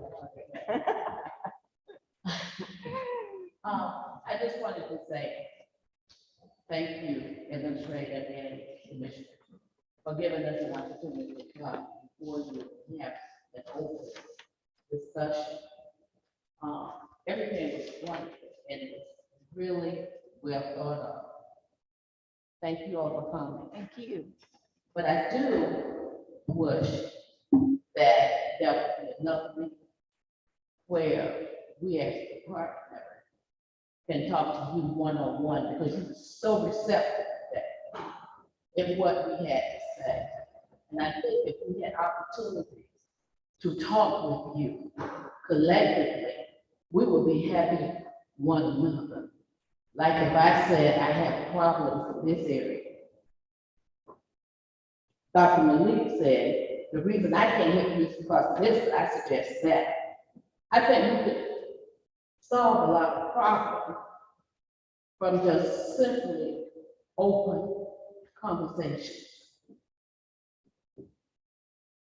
Y'all don't know how much it meant to me today to have you present, but not just in body, but you were into the conversations that we had. That's a first for me.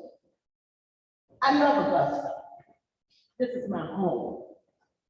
I need a lot of things in my department, but today was the first time we had an opportunity to tell you and express those needs. So thank you. Thank you for sharing that.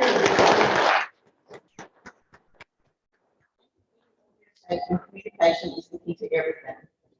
So keep, have periodic meetings, group meetings, so that you can share, the failures and the successes of your department, so that your commissioners know what's going on in your department. I think it's important, and I thank you for being here today to listen to them. Okay, so we can take it back, and look at what we've written down and kind of put it together in 2 or 3 bullets for you and send it back out if you want us to do that. But let's just go over each one of them and see if you have anything to add. But we're specific. If you have anything that you think would address the issue, then we want to hear it. This is the time. So let's start. Compensation, retention, and staff. We all heard that it's the biggest priority that we've heard across the board. So can I get more feedback on that? How you would like to move forward from the commissioners? Any thoughts?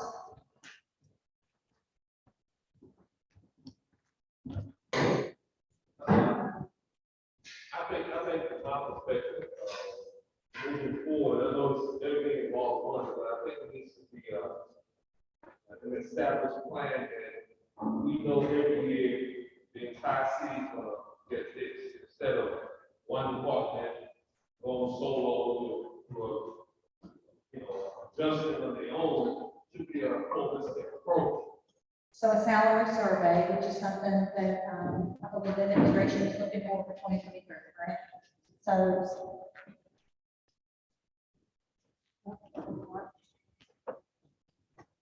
Definitely a salary survey, because I don't know.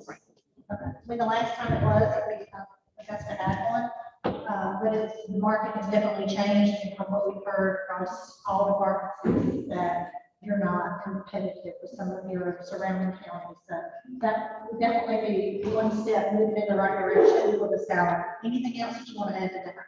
There's a couple of pieces to that. One is exactly consistency of the cost of living, even if it's not added to the salaries. It helps the employees know that they're going to be compensated in some way. We all typically do a cost of living increase. It's not included in the salary. Is it just a one-time? They're not intermittent, they're not consistent. I'm just saying that program item going forward, I think we all agree with that. But maybe put in a salary survey, have the ability to predict that would help the employees, to help retention going forward. Well, one of the biggest things with the salary survey, once you have that completed and the commission decides on where, because they'll usually do a survey, they'll have a high range, they'll have a low range, they're gonna have somewhere in the middle. Once the commission decides on what that salary range looks like, is staying on top of it every year, making sure that your cost of living is built into your salary survey. So definitely. Then I think the other piece is career ladders for employees, so that as they continue to improve their skills. I know, speaking from our group, we're an extremely large and complicated system. The institutional knowledge has a dollar value, just from a training perspective. So having the opportunity to say, okay, we were now utility worker grade 3 is extremely beneficial. So training, commission, do y'all agree with that? Training, having levels, different levels of advancement throughout. So your pay scale, yeah, would reflect that. Yeah, the pay scale would reflect that, because you would move up depending on your level of education. In one of the groups that we had, someone equity in-house. You might have an electrician in utilities.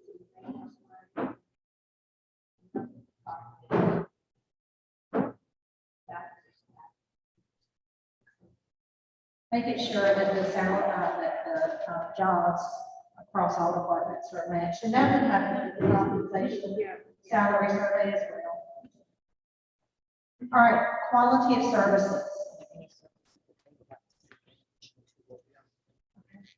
Any services that you, as a commission, would like to see in addition to what we already have in place?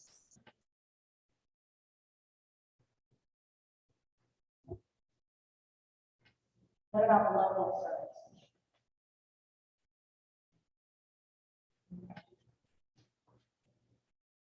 We were talking briefly about, putting schedules, like grass and gravel, and stuff, and things of that nature. I think that also goes back to that funding too. So I'm not sure that's what bring it up. I don't know if this is like what I do to learn. You know, say there, like, especially, let's use Riverwalk for example. How many cuts is Riverwalk scheduled? You know, I mean, I know that's kind of base level, right? And that depends on what rain. So yeah, and a lot of it is, I mean, you could put it every single week, and if somebody goes out there on day 6, they're going to have a complaint, right? And then your second, your other staff as well, you know. And then that goes back to what we were talking about earlier, if you remember the duplication of services, making sure that each of your departments knows what their priorities are, and are not duplicating services, and making sure that they're being utilized to the best of their ability for the city. And I think that would help. But having that priority system in place, we've not been talking to your departments, I think they do, but it's just a matter of having the staff and making sure that they're on top of that. And if you have your departments, you know, they can work with you with creating that plan for staffing levels and the number that they need per work activity, so that everybody has a better understanding of how many employees it takes to do the job. And we've mapped it out for the city, it's like, seriously, how long does it take? How many men does it take to do our part? Or what are the parts? What does it take? What's the manpower? Because like we said earlier, there's only so many hours in the work week, and you've only got so many people. And then that's even if everybody shows up for work. You may have people out on vacation, you may have people out sick, and all of that can grow, everything else off balance. So, doing an analysis in each department on what it takes, the time, the people, to really keep it the way that you want it. Anything else on services? All right, funding for blind. Talk about that. I mentioned this, but we have a pretty decent backlog for demolitions, pretty decent backlog. And so concern with us, one, what funding would it take to get the fuel we already have? And then what would it also take for us to create some type of, like I said, neighborhood by neighborhood approach, maybe something that's connected to the development of what's happening, or just neighborhood by neighborhood in general. How do we actually get a handle on the amount of properties in the community, get it back to the tax? I think that's one thing that we talked about last year. We did somewhat of an allocation, but I think we can go a little further. Like if it takes a couple $1 million to clean up the backlog, do we have it to allocate? I mean, what are our areas for black remediation? What are we trying to accomplish here? So I think that's something that we should dive a little bit deeper into. We had a black task force. Black task force, I think a year or so while we were crafting the ordinance. But I think maybe time to jump back into that, get a little bit more intentional about cleaning up some of the black things. A blind task force. And could you, what got us behind as far as the light so far?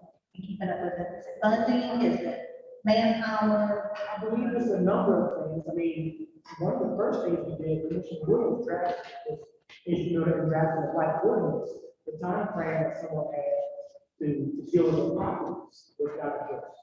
So he was able to kind of put some teeth into that ordinance. And after the ordinance was drafted, now we have to plan. So like, now we have to wait to actually get the properties addressed. Somebody has to pay for it. I think a lot of that responsibility should go to the developer as well, that if there's no development happening in the area, say that this is go to the area behind Josie, near the Castleberry plant, there's no development plan for that neighborhood, but every street is white. So like, how do you address a neighborhood like that?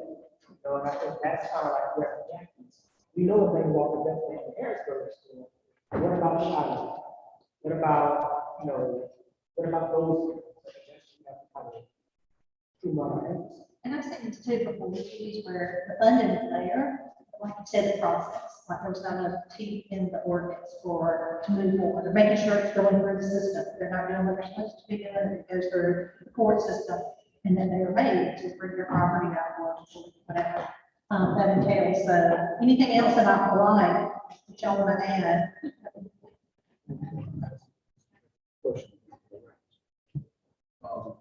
I think HCD, I don't know how much time we spend looking at how much of your resources can be used for inner city blight. I know you're putting houses on the ground on a constant basis, but it's at the time that you get there to do the development. So, is some of your resources allowed to do clean some of the inner city blight? Yes, sir. From my standpoint, funding source we're talking about is CDBG. Of that, about 250, 300,000. Typically, our demolition and clearing is followed by development. And I think, from the standpoint of what we've already budgeted, working with some of our nonprofits to develop.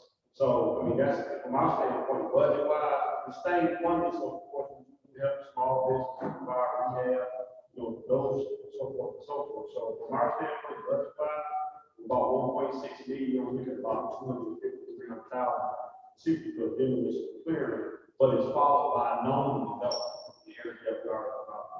And sometimes that's but sometimes I live the process, we should put my colleague out there.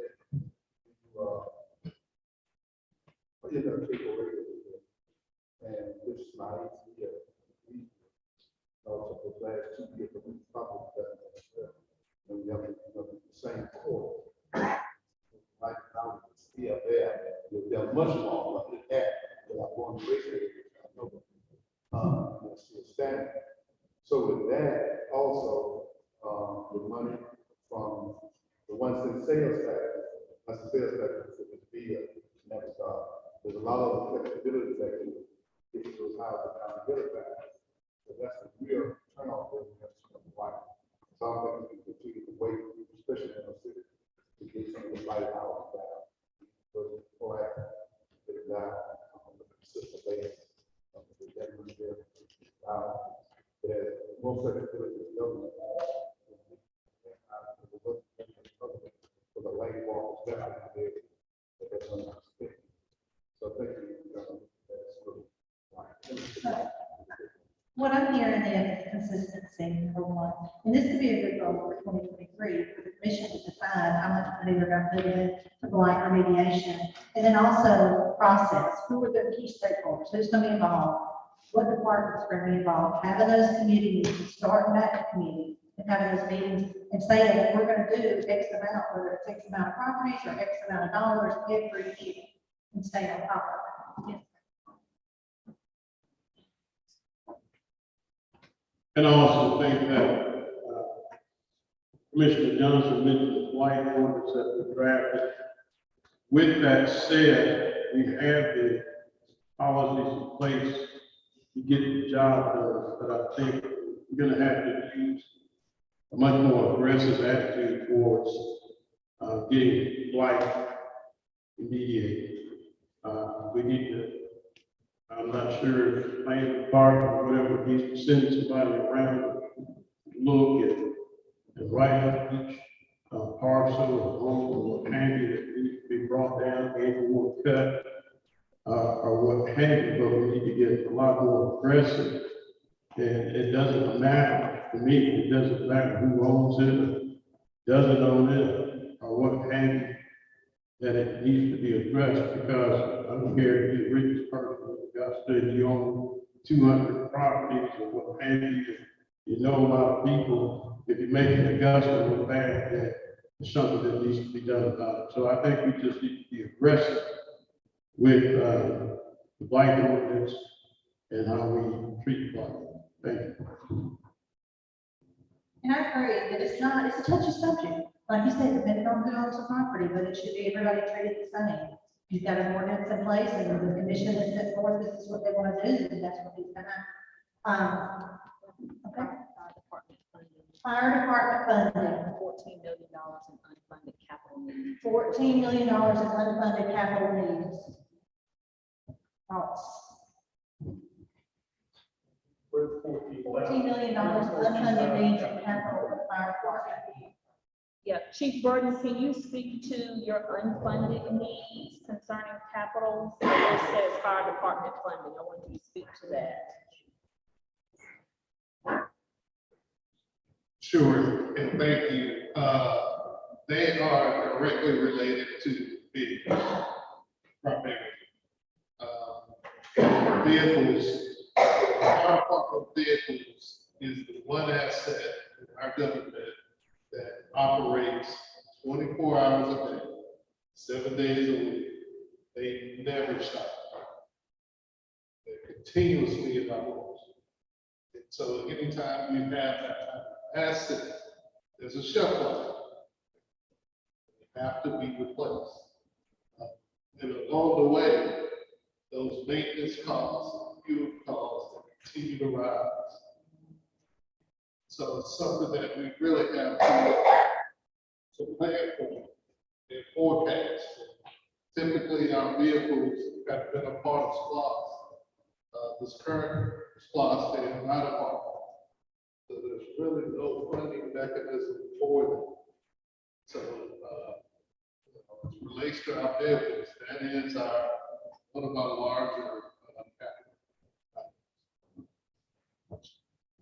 So with that, then capital improvement program, which involves like, what do we need? When are we going to fund it?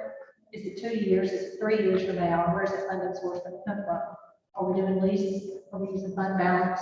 Is there some other way that we can fund that? So any other thoughts from the commission as far as fire and their capital needs? And of course, there's grants, and I'm sure that there are grants to apply for as well.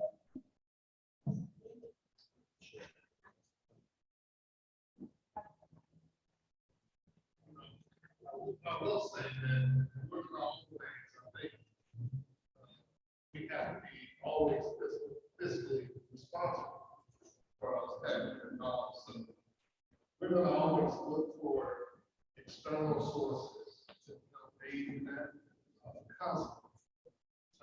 Grants and try to create those opportunities to bring money in. But it's definitely something that has not been addressed, so we really have no choice to address.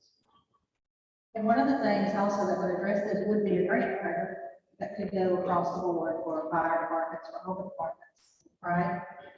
Look for some of that money that's out there. We are currently searching for a grant writer. Currently searching. Right. Next, public transportation, new buses, and increased routes. Look at you, Mr. Johnson. Just yesterday, we had a situation with us that we're going to put us out of service for about just for those type of vehicles. I mean, when we look at public transportation, we also saw with the economic report, the industries that's driving us, right? Those folks coming into the city wanting access to these jobs, and then folks who are living here who have theirs to personal transportation. Coming from South Augusta into the city will also need access to these industries as well. So we need those buses. I think we've been talking about the buses for quite some time, but I think it's time to act on it. But then looking, forecasting down the line, what does it take to increase the ridership? We need, how can we increase the rider buses? And how can we expand those routes out of South Augusta where some parts are any access? So are those routes, is it declining? The amount of people? I don't know the declining, but Ms. Dowd, can you speak to that?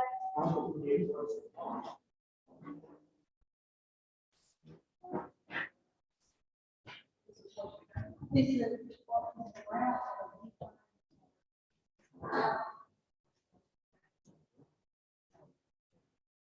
As far as the routes decline, the serious problem, that's why I'm talking about buses, because that is an issue. You don't have enough vehicles. And you all are aware that we don't have a whole much older. We have a lot of breakdowns. We have problems getting parts of the vehicles. So that's our major concern there. As far as expansion goes, to get more vehicles, you can expand that service and we can move forward into South Augusta. Some service in South Augusta is our route base, but we can move forward into South Augusta. Now we have get a grant to get some vehicles because we're talking about doing a micro transit program to move forward into South Augusta. But we have a response back here. We have a grant to get 5 electric buses, but we haven't gotten a response back yet. But the 6 that we ordered now, they are due to go online in April of next year, and that's to start the build. And then it wouldn't be long after they build that the buses come in. Before that, I was talking to you all about today. Those are 4 buses that I have on a contract that we have with Athens County, but I don't have enough money in my budget to get those, and so I need to get the grant in order to get those buses. But there's some things that I need to put in place that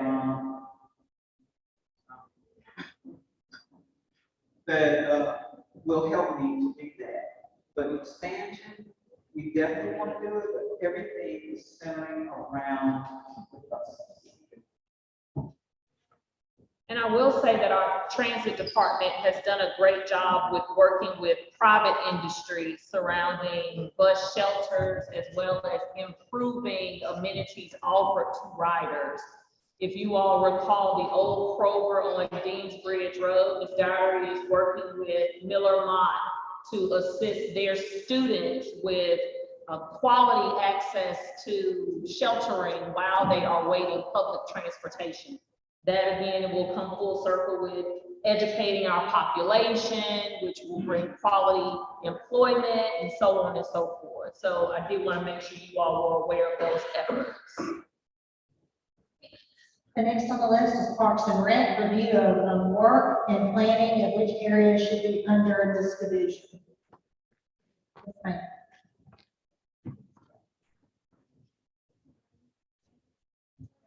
Director McDowell touched on something when we were in our group, and he was saying, I brought up cemeteries, and he said, you know, once you get started in one part of the area, and you have to work around, and what he's saying, but then you get one part done, and it's almost time to another, you gotta go back and do another, and it makes it hard to get a lot of other things done throughout the county.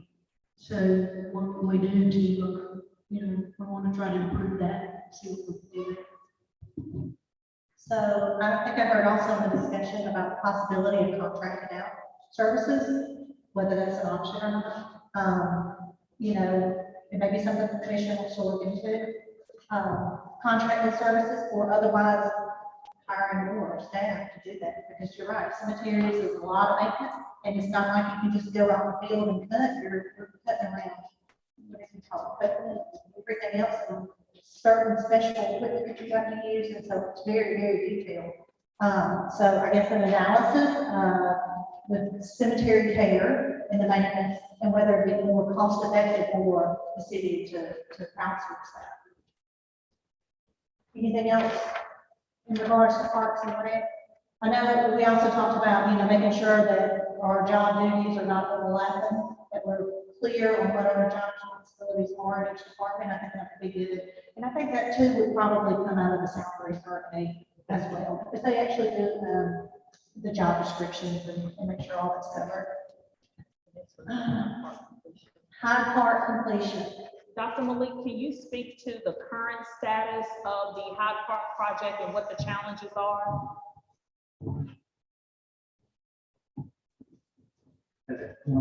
Hyde Park is in fact created in regards to drainage improvement project. The Hyde Park is a byproduct of that project. That's where all the runoff of the drainage improvement is changing. There's two parts of that project. The project ready for construction. There's not enough money to complete the project. I believe there are around $3 million right now in the project. We may be not all, but some of the improvement actually in the Luton Gordon, but there's no money to finish the Hyde Park original. That is plus money. Yeah. You're probably gonna need another $4 or $5 million to finish it up, and that's just one of the things we're intending to get through some of the federal funds with the lobbyists and all that. I'm sorry, did you say 4 or 5?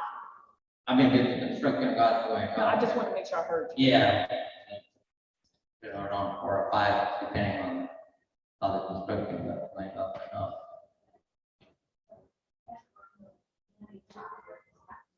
That's correct. It's really the design is complete.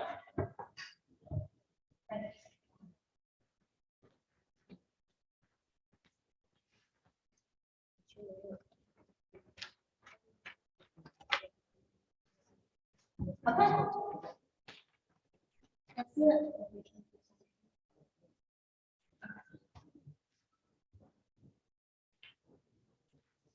Well, we really enjoyed being with you today. I think that everybody has gotten a lot out of it, but I just want the departments to know that you can call UMA anytime you need us. Think of us as an extension of your staff. You need sample policy. You need to know how other cities or counties are, you know, handling something. If you get a survey, we have all kinds of resources that we would love to help you with. City Smart Police Program, we have a pool of money that Augusta participates in public school. We also have, Augusta covered with our natural gas purchasing program, which means, your facilities, if you use natural gas, then, GMA has presented that service out at the lowest price. So if you're paying a natural gas bill that is not, if you're under the gas. Walton, if you're paying somebody other than Walton, let me know. And we can look at that, before to see if we can save you some money there. We are also, we can provide additional training. We've got, a variety of information at the office that we can help with. We have insurance programs, like we're now under our retirement program. So we can do workshops for you, anything that you need to do so that you can be better informed and your employees can be better informed about the benefits that university provides or Richmond County provides. Call us, we can help you, and we'll be glad to. And thank you for your participation today.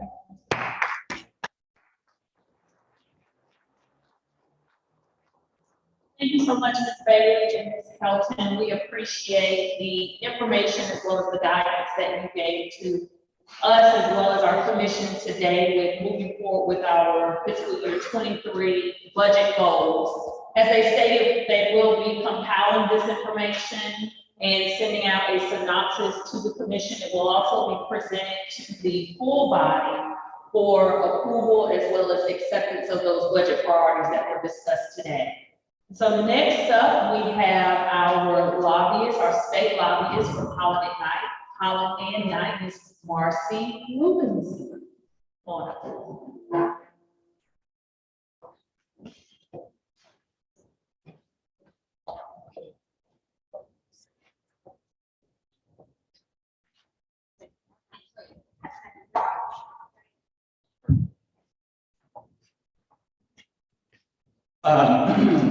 Good afternoon, everyone. My name is Kevin Gooch, and I'm a partner at the law firm of Holland and Knight. And we are a full-service firm based. Our office is in Atlanta. We are a large law firm with over 1,600 attorneys that are here to help and support our clients executing on their goals and objectives. I am a Emory grad that studied political science, so I love this stuff. Learning about local governments and how they execute to deliver for the people that they serve. And I work with a wonderful team from our firm, including Marcy, Robert Highsmith, and Coco Lewis. And we are here to be a resource for Richmond County and your partner. As you all know, that partisanship is at a high in our government these days. And some may even say there's a certain tribalism in government these days. And so the R or the D that you wear matters in certain circles. And in an election year, it's even more important and more meaningful depending on whether you wear the R or the D. And so our job as your partner and your resource is to cut through that and to make sure that we can build bridges on both sides of the aisle to make folks focus on what the people of Augusta and Richmond County need as opposed to that partisanship. And so we do our best to leverage every relationship that we have under the Gold Dome to make sure that you can accomplish those goals and objectives for the people that you serve. It is also our job to work with your local delegation to come up with a strategy to most efficiently tackle the objectives that you have. And Marcy will talk a little bit about that shortly as she gives you a recap of some of the stuff that has happened down at the Gold Dome this year and some of the things to expect going forward. And I just wanted to say we are very grateful for the opportunity to represent you all and to be in the trenches, making sure that you can execute on your legislative agenda and helping you deliver for the people that you serve here in Augusta, Richmond County. And I will turn it over to Marcy to give her update and talk a little bit about some of the important objectives that we will really be helping about. Thank you. Go ahead.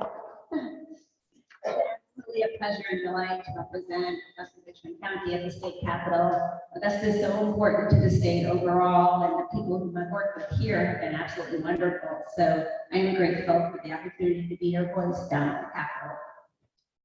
We were hired right before the beginning of last legislative session.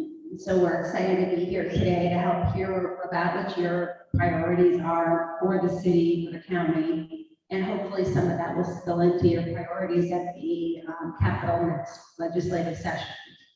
I have over a decade of experience working with local governments, specifically at the Capitol. I've spent 20 years at the Capitol as a lobbyist, but I've worked a lot with local governments. So that positions me uniquely on your behalf to talk about municipal policy issues, whether they're tax, planning and zoning, homelessness, all of the issues that are unique to local governments. I have a lot of experience with. So if you ever have a question about something that you hear going on at the Capitol, you can reach out to me and I'll be able to talk to you about it both substantively and politically. We know which members of the House and Senate generally are supportive of local control, and we know which ones generally aren't. So we can help target a very specific legislative strategy using our champions and our partners. As Kevin mentioned, the 2022 legislative session was exceptionally contentious. And that's probably due to the fact that it's a gubernatorial election year, and also because of local redistricting. Reapportionment happened last session. It was very contentious in Augusta. Y'all were unique around the state. There were challenges, although it was a little bit tougher here than in many other counties. That being said, that's behind us now, and toward the end of session, I did work closely with the members of your legislative delegation. Whenever there's a piece of legislation that staff tells me is important to the city, I make sure that I talk to members of the delegation before that bill is either heard in committee or on the floor.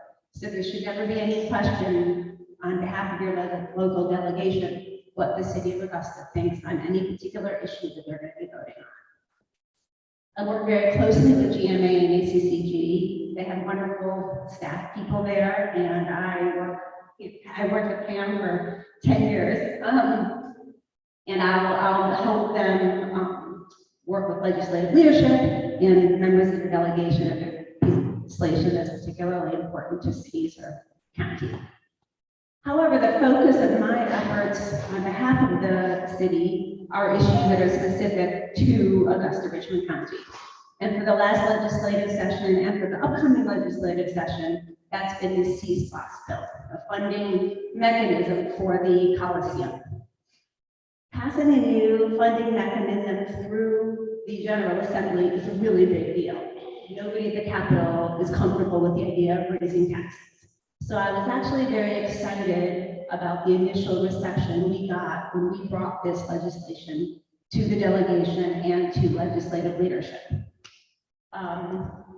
Representative Howard introduced a piece of legislation, we're calling it the C-SPOS bill, which would provide a half a penny sales tax dedicated to the construction of the Coliseum. Every single member of the delegation did sign on to the legislation, which was a very important piece of getting this done. And we had a very productive hearing and presentation about the C-SPOS to the Ways and Means Subcommittee. We had a lot of good questions, we had a lot of good answers, and it's something that we're going to bring back next session and hopefully with some very good feedback and response. The one piece from this, at this level that I think we need to focus on is making sure that there's local support for the C-SPOS.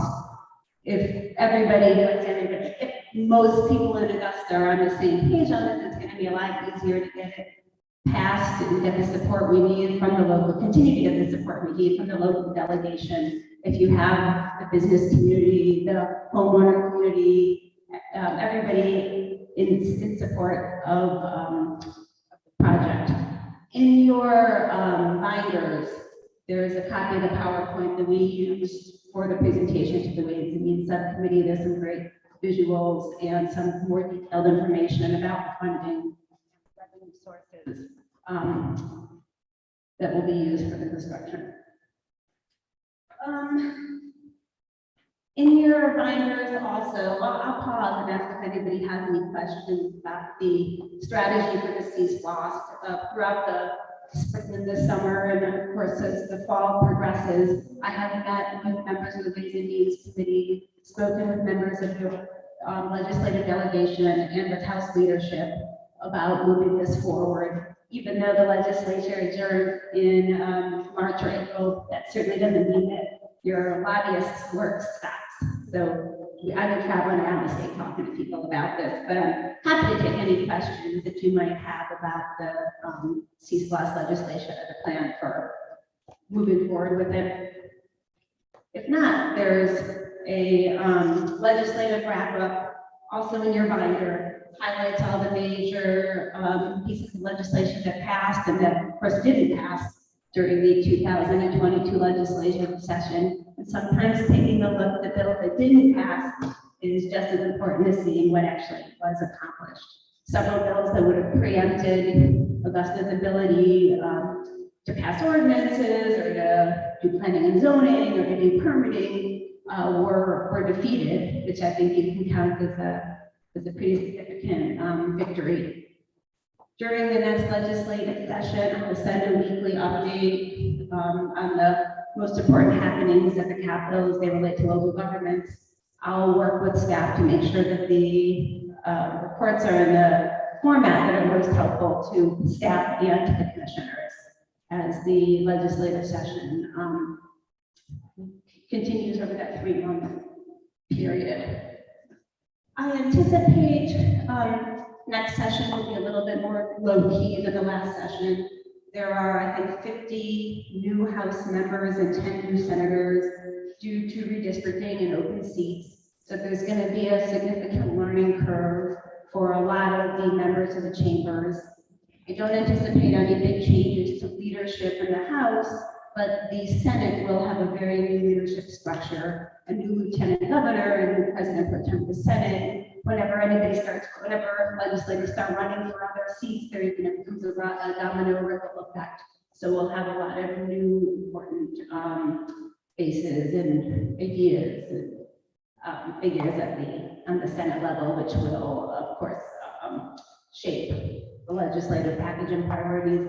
But because there is going to be so much change, we haven't heard a lot about what the legislative priorities will be, either at the gubernatorial level or at the legislative level. We know that there's a lot of money floating around the state right now due to the influx of federal funds. There's obviously concerns about a recession, so it'll be interesting to see how all of this money that's there and then the concerns about what's it going to look like in 6 months or a year will impact the state budget. There are several study committee meetings over the several study committees that were created that are now meeting throughout this late summer and fall, including a study committee on homelessness. And I heard a lot of discussion over the last couple of minutes about homelessness. And I think it's going to be important for cities to stay in touch with their legislative delegations to know that funding for homelessness and for mental health is very important at the local level. It's really not a statewide issue, it's really a local issue. And the state needs to be supportive both financially and policy-wise to cities and counties to address this. Happy to take any questions. My contact information is available through the manager's office. Feel free to reach out to me at any time. I'm delighted, honored, thrilled to be working and representing y'all up at the Gold Dome. And thank you very much. Just wanted to take sort of double click on something that Marcia was talking about, the CSLOS, right? Like we are there under the Gold Dome fight for you, but it's gonna be a team effort to get it done. And there will be work that needs to be done here, right? To start to think about the narrative of this isn't just a tax increase, but this is an investment in the community that will pay dividends down the road, and sort of setting that narrative, because the noise will come that's just raising taxes. And so making sure that we start to lay the groundwork early, that it's an investment for what it can do for Augusta, Richmond County, all the events that can come, economic impact of redoing the agreement. So starting to think about that and lay that groundwork here so that we all can sort of make sure that we get the C-SPLOST passed or we deliver on that objective for it. But it's going to take a whole team effort. I think Commissioner Hassan, did you have anything? I did. In terms of the timeline, how it gets passed, essentially, not sure. Yeah, no, definitely. The push is to try to get it done this legislative session. Unfortunately, it's not even though it just affects Augusta, Richmond County, it's not a local bill. It's a bill that has to be passed by the entire General Assembly. So it will be introduced hopefully very early on in the legislative session. It needs several hearings in the House, vote on the House floor, goes over to the Senate. And we have to make sure, of course, that the governor's support of it and signs it. It's not a foregone conclusion that it passes. There's only one other tax like this in the state, and that's the municipal option sales tax that Atlanta now College Park have, and that was passed in response to a federal consent order for the sewer system. So getting tax revenue created and generated for a capital improvement project is really a new idea and a big deal. So let's, on the purpose, if it does pass, then still we got to keep on the next one in the ballot. It has to go on the ballot, the voters of Richmond County have to approve it. And then the collection would start, I think, 30 days after it passes the ballot. And so what is it, so are you staying on a timeline of collecting back on the bill arena? Or will it be under?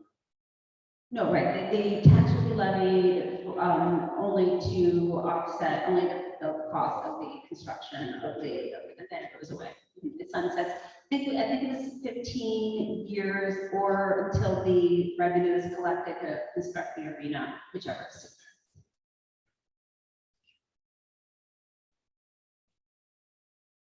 Thank you. Oh.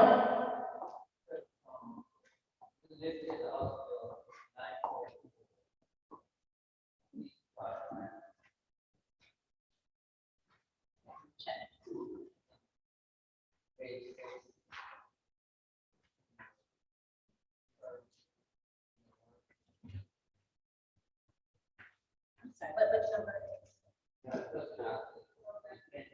You said $934? Yes.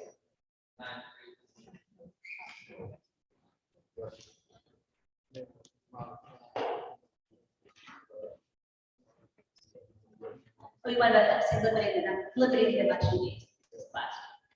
Yeah.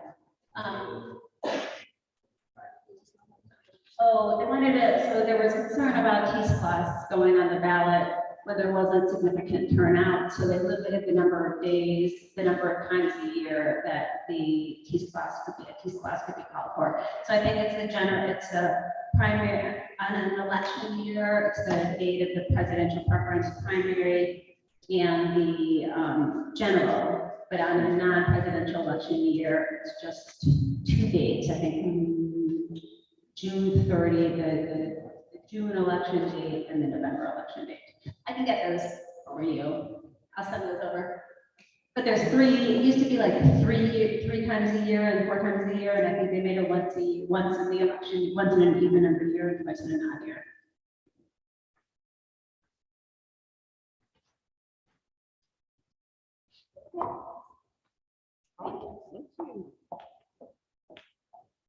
Thank you so much for that information for our state lobbyists with Holland and Knight.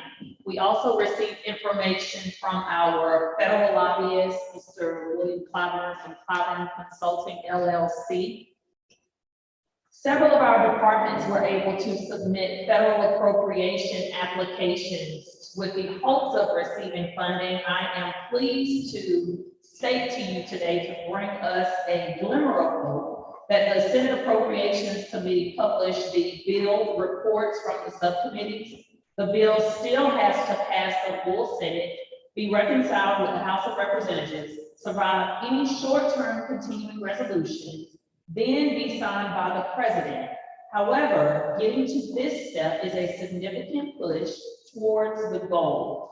For FY 23, Senator Warnock was instrumental in moving forward two particular bills on behalf of Augusta. One for stormwater sewer improvements in the amount of $4 million, and the other for water line evaluations in the amount of $1 billion. He stated that he will continue to work with staff through the final passage of the bill, and yet congratulates Augusta on moving to this step. So hats off to Augusta. Thank you to all the department directors that were able to assist us with sending forward the federal appropriation application. Yes, sir. So what you just mentioned, is that additional, money you're talking about versus money for the walking road, sanitary sewer, and other things? Absolutely. So has that arrived yet? No, those dollars have not arrived. I stated earlier that I know for certain Mr. Bond and Director,